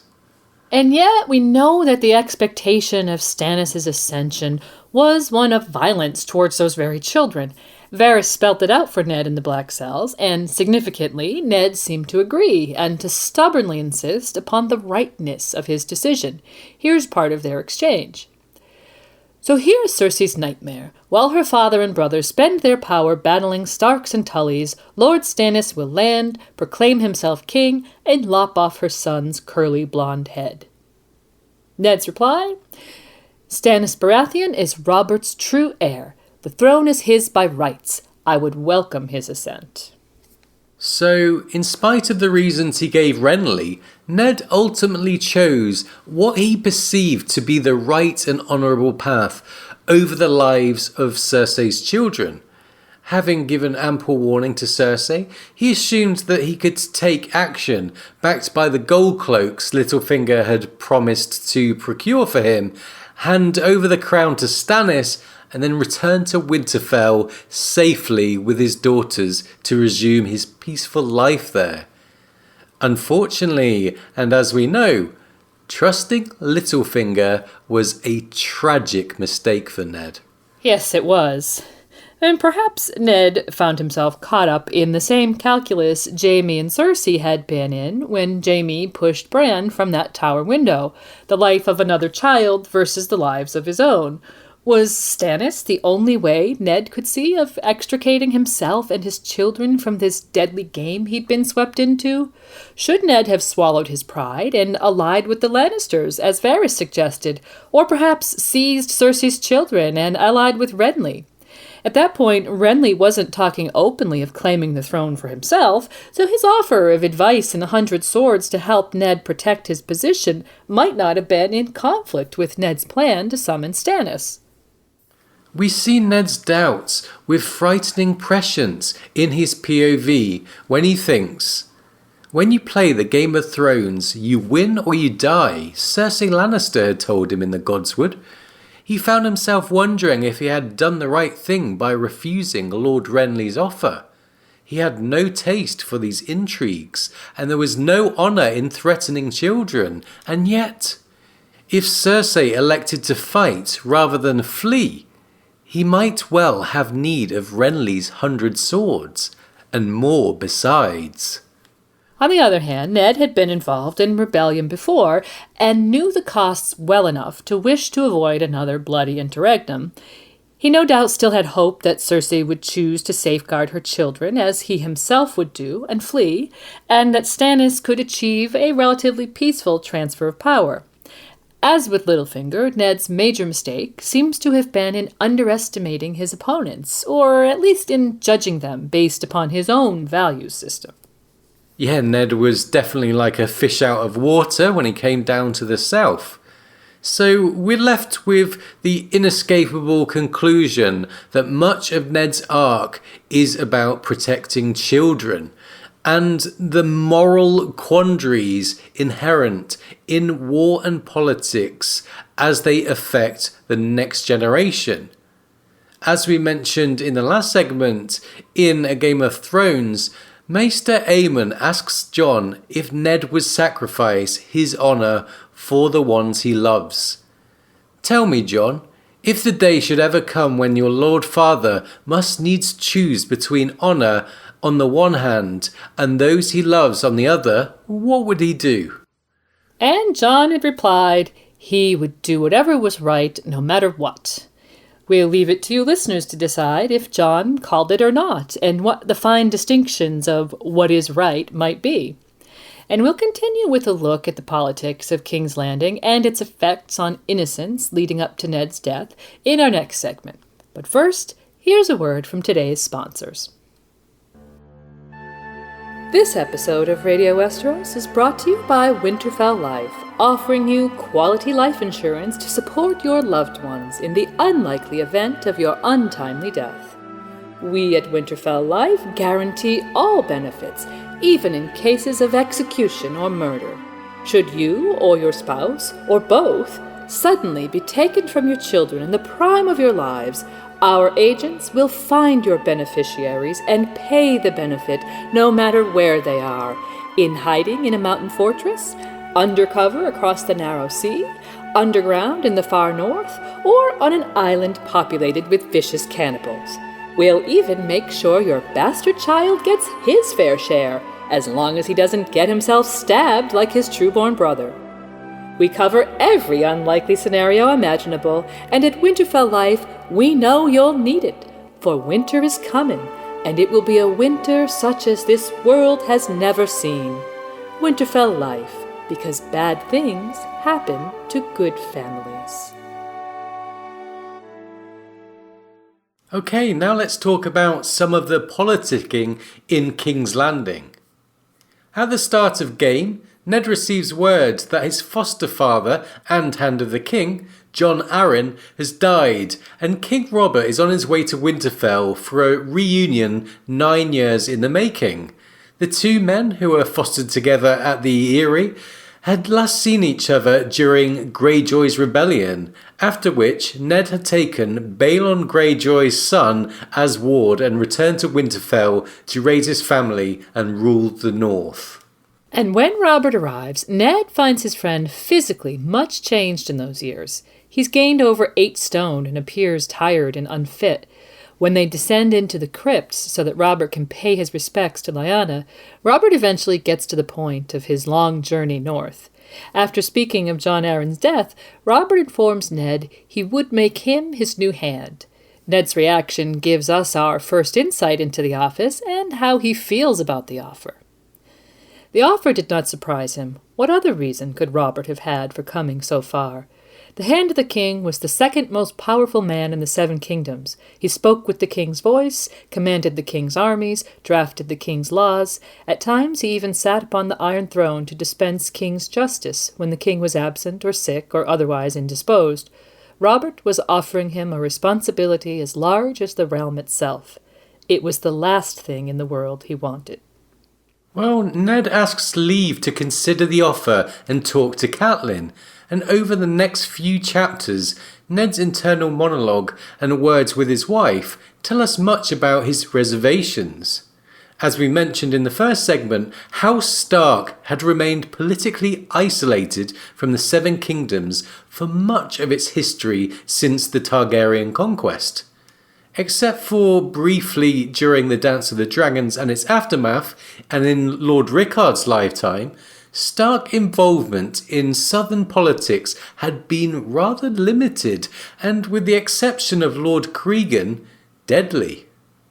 And Ned feels a strong sense of foreboding there in the crypts, thinking this was his place here in the north. And when he brings the situation to Catelyn, he tells her he's decided, "My duties are here in the north. I have no wish to be Robert's hand." But his wife cautions him. He will not understand that. He is a king now, and kings are not like other men. If you refuse to serve him, he will wonder why, and sooner or later he will begin to suspect that you oppose him. Can't you see the danger that would put us in? Ned protests that he knows Robert would never harm him or his family, but again Catelyn cautions him, "You knew the man. The king is a stranger to you." And into this conversation, Maester Luwin arrives with the coded message from Lysa Arryn, telling Catelyn that her husband, the former Hand, was murdered by the Lannisters. Cat tries to push her point home again, telling Ned, "You must be Robert's Hand. You must go south with him and learn the truth." But Ned is reminded of the past and tells her, "The only truths I know are here. The south is a nest of adders I would do better to avoid." adding for Lewin's benefit, "My father went south once to answer the summons of a king. He never came home again." But in the end, Ned is convinced that the danger of refusing is too great, and he agrees to go south with Robert, swallowing his anguish and reservations and unwillingly following the path his father had once dreamed of for his children. So we're given a lot of insight early on into the Lannisters as the villains of the story. The Queen is accused of murdering Jon Arryn. Ned obviously has a long-held hatred for her father Tywin concerning his, quote, slaughter of innocents and the dishonorable sack of King's Landing during the rebellion, and a deep suspicion of Jaime, rooted in his murder of King Aerys during the sack. During the journey south, Ned tries to navigate the dangerous territory of getting Robert to see the dangerous influence of his wife's family, which culminates in the situation at Darry and the first open conflict between Queen and Hand. While Ned is able to save his own daughter from punishment in the alleged attack upon Joffrey, he can do nothing for Micah, the butcher's boy, brutally executed by Joffrey's sworn shield Sandor Clegane on the Queen's orders. And when the Queen calls for the execution of Sansa's innocent direwolf in place of Arya's missing one, Ned is unable to get Robert to gainsay her. That he himself carries out the sentence and sends Lady's body back to Winterfell to deny Cersei the pelt is perhaps a minor victory which can only have rankled with the proud Queen. And upon Ned's arrival in King's Landing, he is summoned to a meeting of the small council, where he finds 4 of his fellow councillors, 3 of whom he is already acquainted with, Varys, Pycelle, and Renly. This is Ned's first, rather tense introduction to Peter Baelish, and it's an exchange that says a lot about both men. Here's the passage. "I've hoped to meet you for some years, Lord Stark. No doubt Lady Catelyn has mentioned me to you." "She has," Ned replied with a chill in his voice. The sly arrogance of the comment rankled him. "I understand you knew my brother Brandon as well." Renly Baratheon laughed. Varys shuffled over to listen. "Rather too well," Littlefinger said. "I still carry a token of his esteem. Did Brandon speak of me too?" "Often and with some heat," Ned said, hoping that would end it. He had no patience with this game they played, this dueling with words. "I should have thought that heat ill suits you, Starks," Littlefinger said. "Here in the south they say you are all made of ice, and melt when you ride below the neck. I do not plan on melting soon, Lord Baelish. You may count on it." So this is very much a point-counterpoint exchange, which from the outset highlights Littlefinger as sly and it makes note of the game that's being played. And we have to say, even though Ned thinks he has no patience for it, he did score a point when he turned Baelish's initial arrogant comment back on him with the reference to his duel with Brandon. But reading between the lines, we have to award the victory in that exchange altogether to Littlefinger for his comment on Stark's melting south of the neck. Is he making a joke, referring to the long-standing insularity of the Starks, commenting on past events that affected Ned's family, making a veiled threat, or all of the above? Yeah, we'd have to go with all of the above, and for that reason, give Littlefinger the point there. As Ned surveys the 4 men in the room with him, it says, "It struck Eddard Stark forcefully that he did not belong here, in this room, with these men. He remembered what Robert had told him in the crypts below Winterfell. 'I am surrounded by flatterers and fools,' the king had insisted." Ned looked down the council table and wondered which were the flatterers and which the fools. He thought he knew already. Yeah, so despite being admittedly way out of his element, Ned actually does show some flashes of political insight on occasion.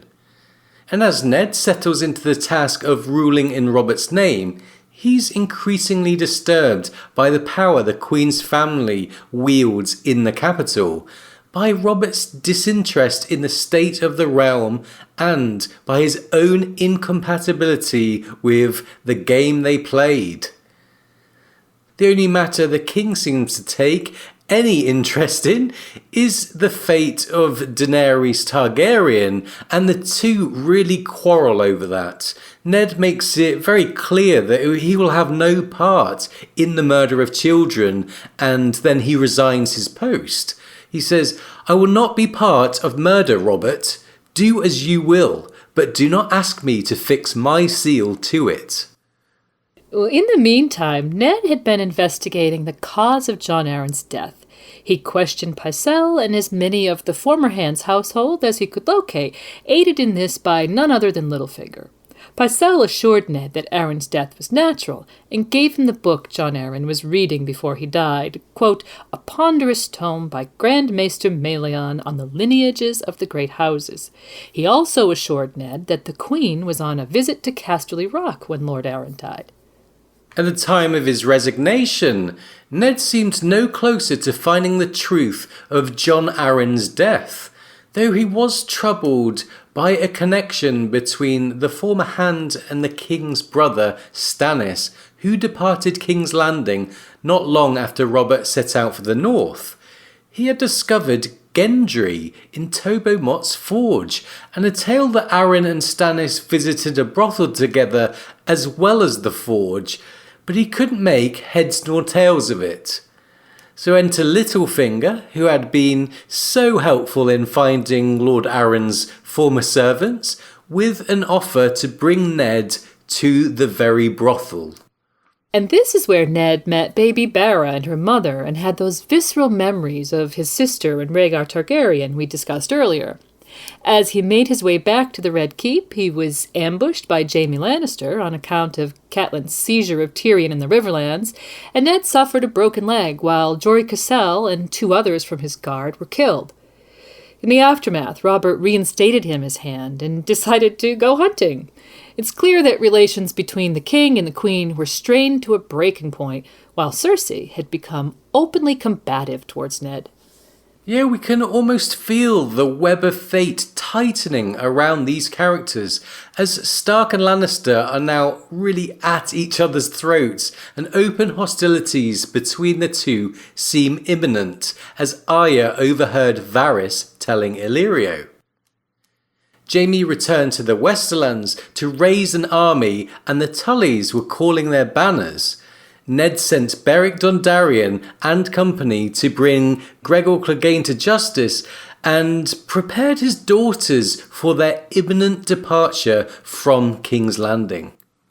And naturally, Sansa was destitute.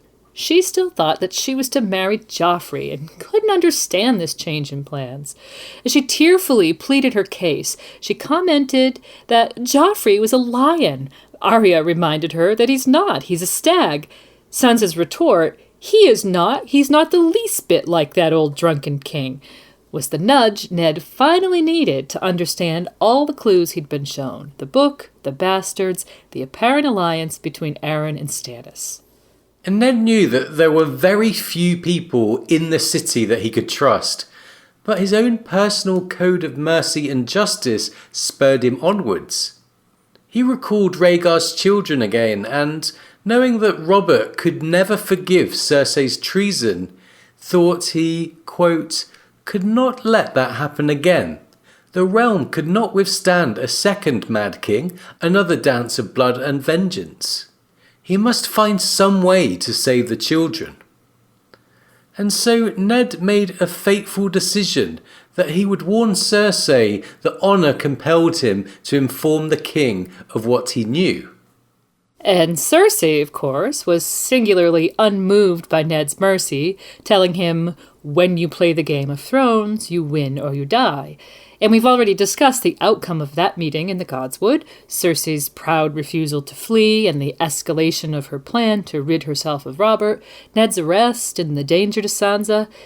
Ned sat his hand for less than 3 months, And while he discovered what Littlefinger wanted him to discover about Jon Arryn's death, his time in King's Landing was mainly marked by his increasing discomfort with the game and the alienation of not only the Lannisters, who were hardly allies to begin with, but anyone else who was in a position to make alliances. Varys, Pycelle, Renly, and Littlefinger, who, in retrospect, all had their own agendas already firmly in place.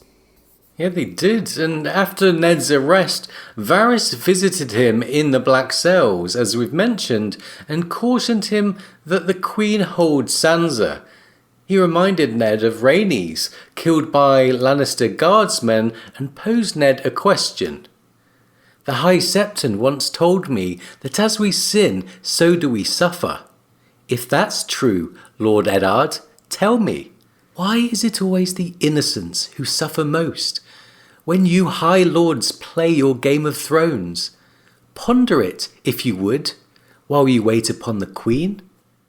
And obviously this was meant as a warning of what the Lannisters could do to Sansa, a carrot to get Ned to agree to Varys' plan, which we think was meant to forestall open aggression between the wolf and the lion just long enough for the spider and the cheesemonger to set their own plans in motion. Of course, we've already discussed the outcome, which came about in no small part because Littlefinger had other ideas, and what could have been a dynastic struggle between Robert's acknowledged heir and his two brothers erupted into the War of the Five Kings, which would devastate Westeros in the months that followed. But the question remains, and from the Varys quote, why is it always the innocents who suffer? And we think this is one of the key moral problems George poses to us in the text, and Ned's arc is the vehicle he uses most effectively to explore it. It's part of Ned's personal code of honour to abhor the suffering of innocents, and the point is made again and again. Yet in the end, even the most careful and honourable man couldn't prevent such suffering. Consider the point we made in the last segment, that if Ned had extricated himself and his children from King's Landing and been successful in summoning Stannis to rule, Cersei's children would have become casualties. In the end, there was no way out of the double bind, and Varys seems to have been proven correct. Yeah, but we should remember that there remains a lot of story to be told, and the Stark legacy is still unfolding. And in our final segment, we'll discuss the impact of Ned's arc on the narrative and his legacy in the lives of his children and beyond. To lead us out, here's a reading of the final moments of Ned's life, as witnessed by Sansa and seen through the eyes of his daughter Arya.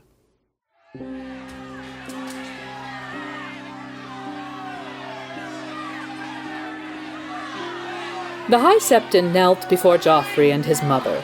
As we sin, so do we suffer, He intoned, in a deep, swelling voice, much louder than father's. This man has confessed his crimes in the sight of gods and men, here in this holy place. Rainbows danced around his head as he lifted his hands in entreaty. The gods are just, yet blessed Baelor taught us that they are also merciful. What shall be done with this traitor, your grace? 1,000 voices were screaming, but Arya never heard them. Prince Joffrey, no, King Joffrey, stepped out from behind the shields of his king's guard. My mother bids me let Lord Eddard take the black, and Lady Sansa has begged mercy for her father. He looked straight at Sansa then and smiled, and for a moment Arya thought that the gods had heard her prayer, until Joffrey turned back to the crowd and said, But they have the soft hearts of women. So long as I am your king, treason shall never go unpunished. Sir Ilyn, bring me his head.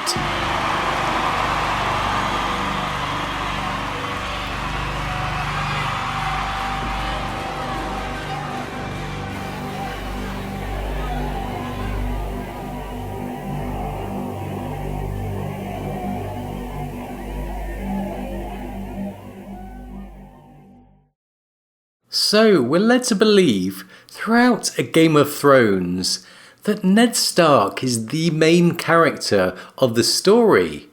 House Stark is clearly set up to be in conflict with the antagonist Lannisters, and we see character development consistent with a hero, only to have the rug really pulled right out from under us when Joffrey calls for Ned's head in Arya's final POV chapter. Typical George R.R. Martin, right? Yeah, it is. A Song of Ice and Fire is kind of a poster child for the idea that anyone can die at any time. But in setting up Ned as a decoy protagonist, George not only hooks us into the story, but sets up a plot line that's consistent with the world he's created, and which also provides the shocking scene from which so much of the rest of the drama flows. Yeah, the storylines of all the POV characters in Westeros, even including some in far-flung Essos, are directly impacted by the death of Ned Stark in the first book.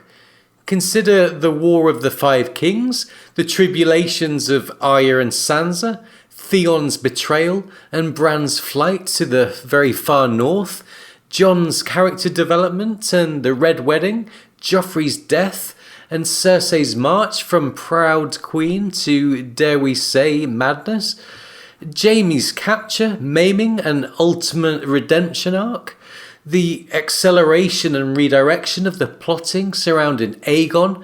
The list goes on, and none of these things would have happened in remotely the same way without Ned's death early in the series.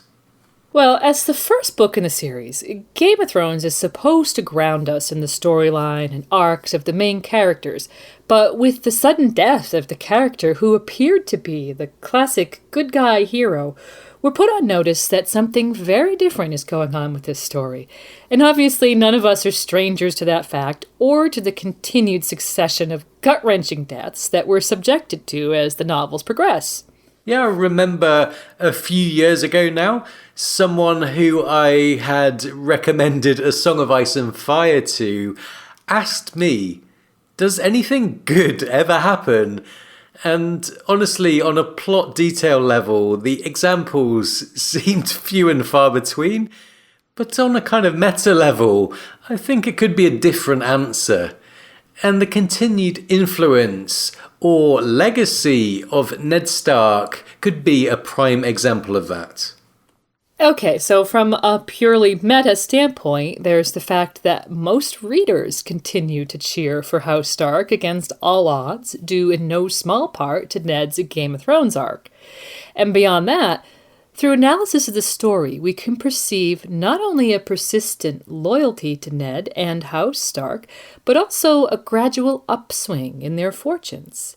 And, though now abandoned, one of George's working titles for the final volume of the series, A Time for Wolves, may have hinted at this, although perhaps not in the way you might think.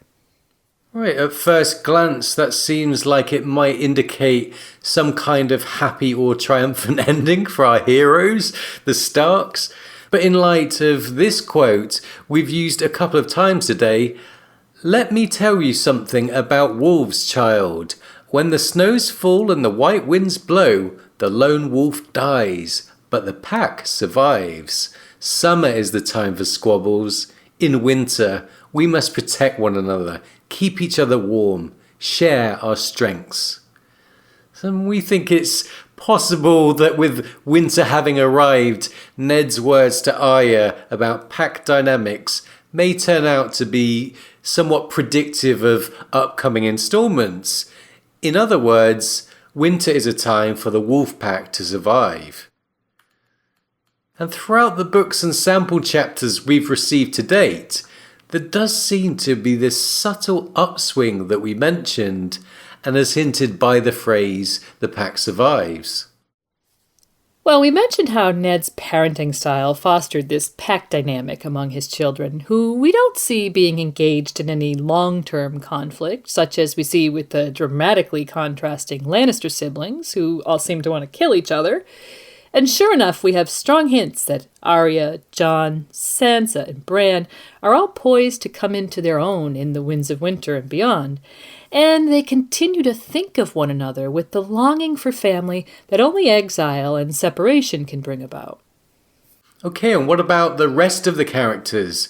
There are other places where the legacy of Ned Stark could have a very strong impact.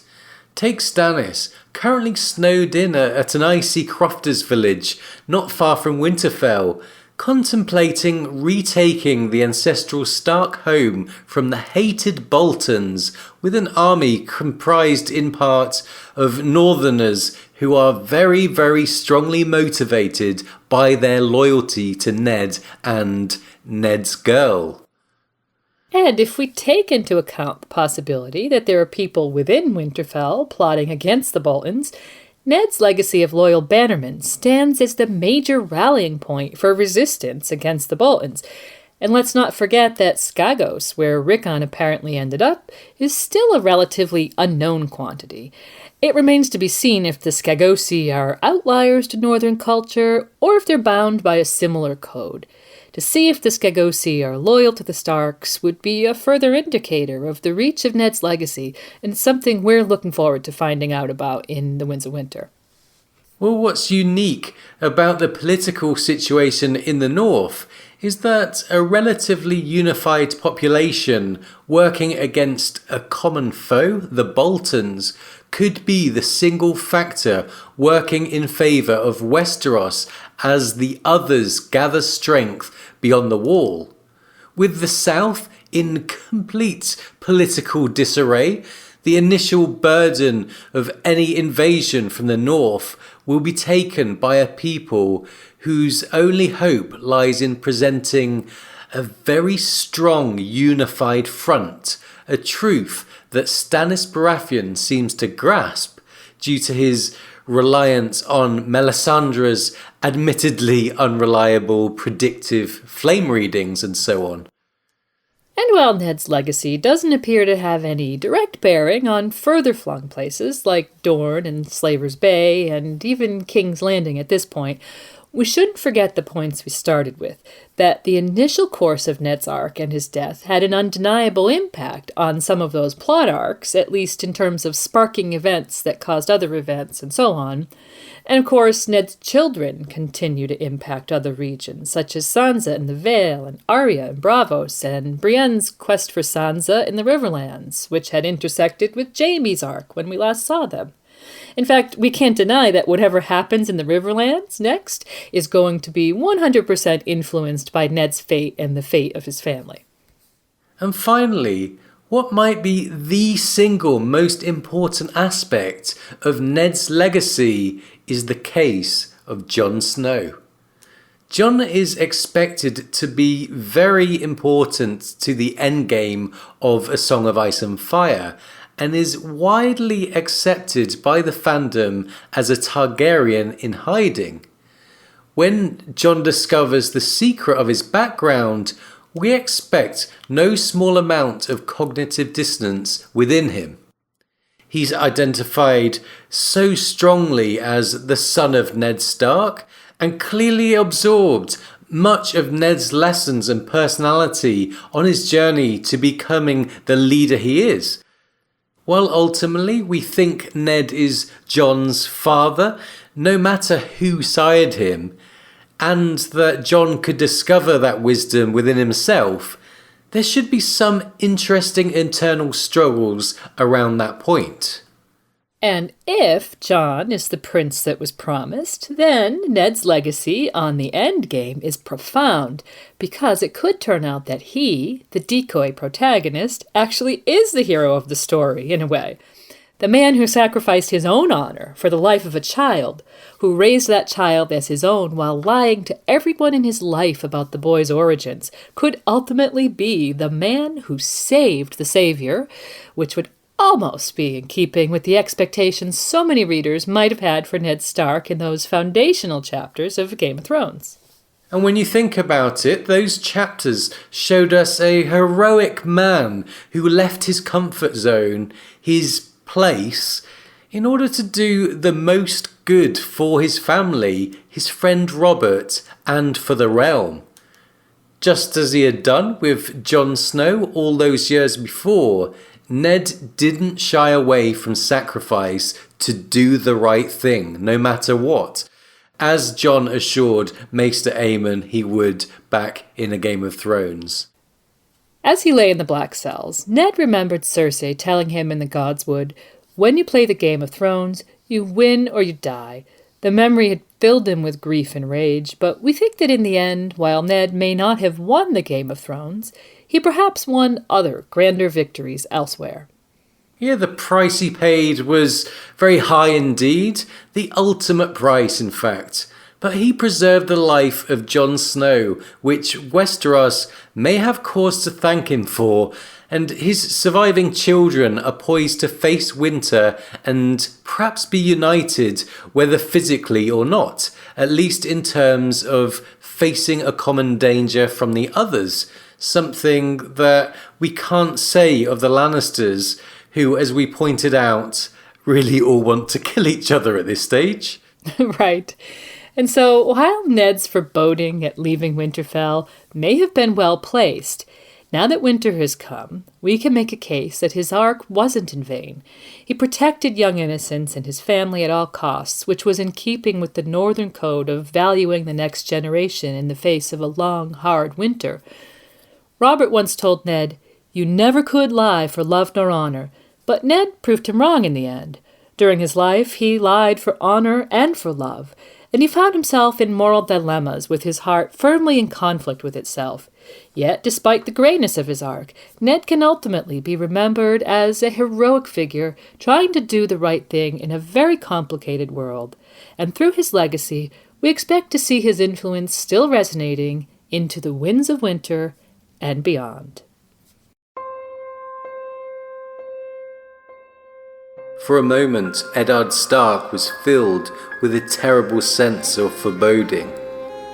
This was his place, here in the north. He looked at the stone figures all around them, breathed deep in the chill silence of the crypt. He could feel the eyes of the dead. They were all listening, he knew, and winter was coming.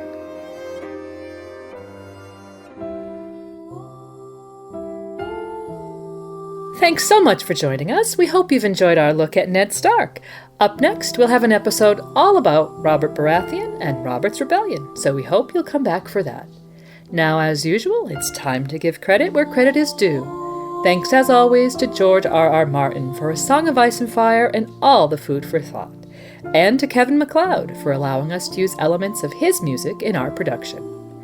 Visit RadioWesteros.com for quick access to all our podcasts. You can also donate and comment on our content there, or find us on YouTube. And of course, you can connect with us via Twitter, Facebook, Google+, or Tumblr. Thanks again for joining us. We'll see you next time.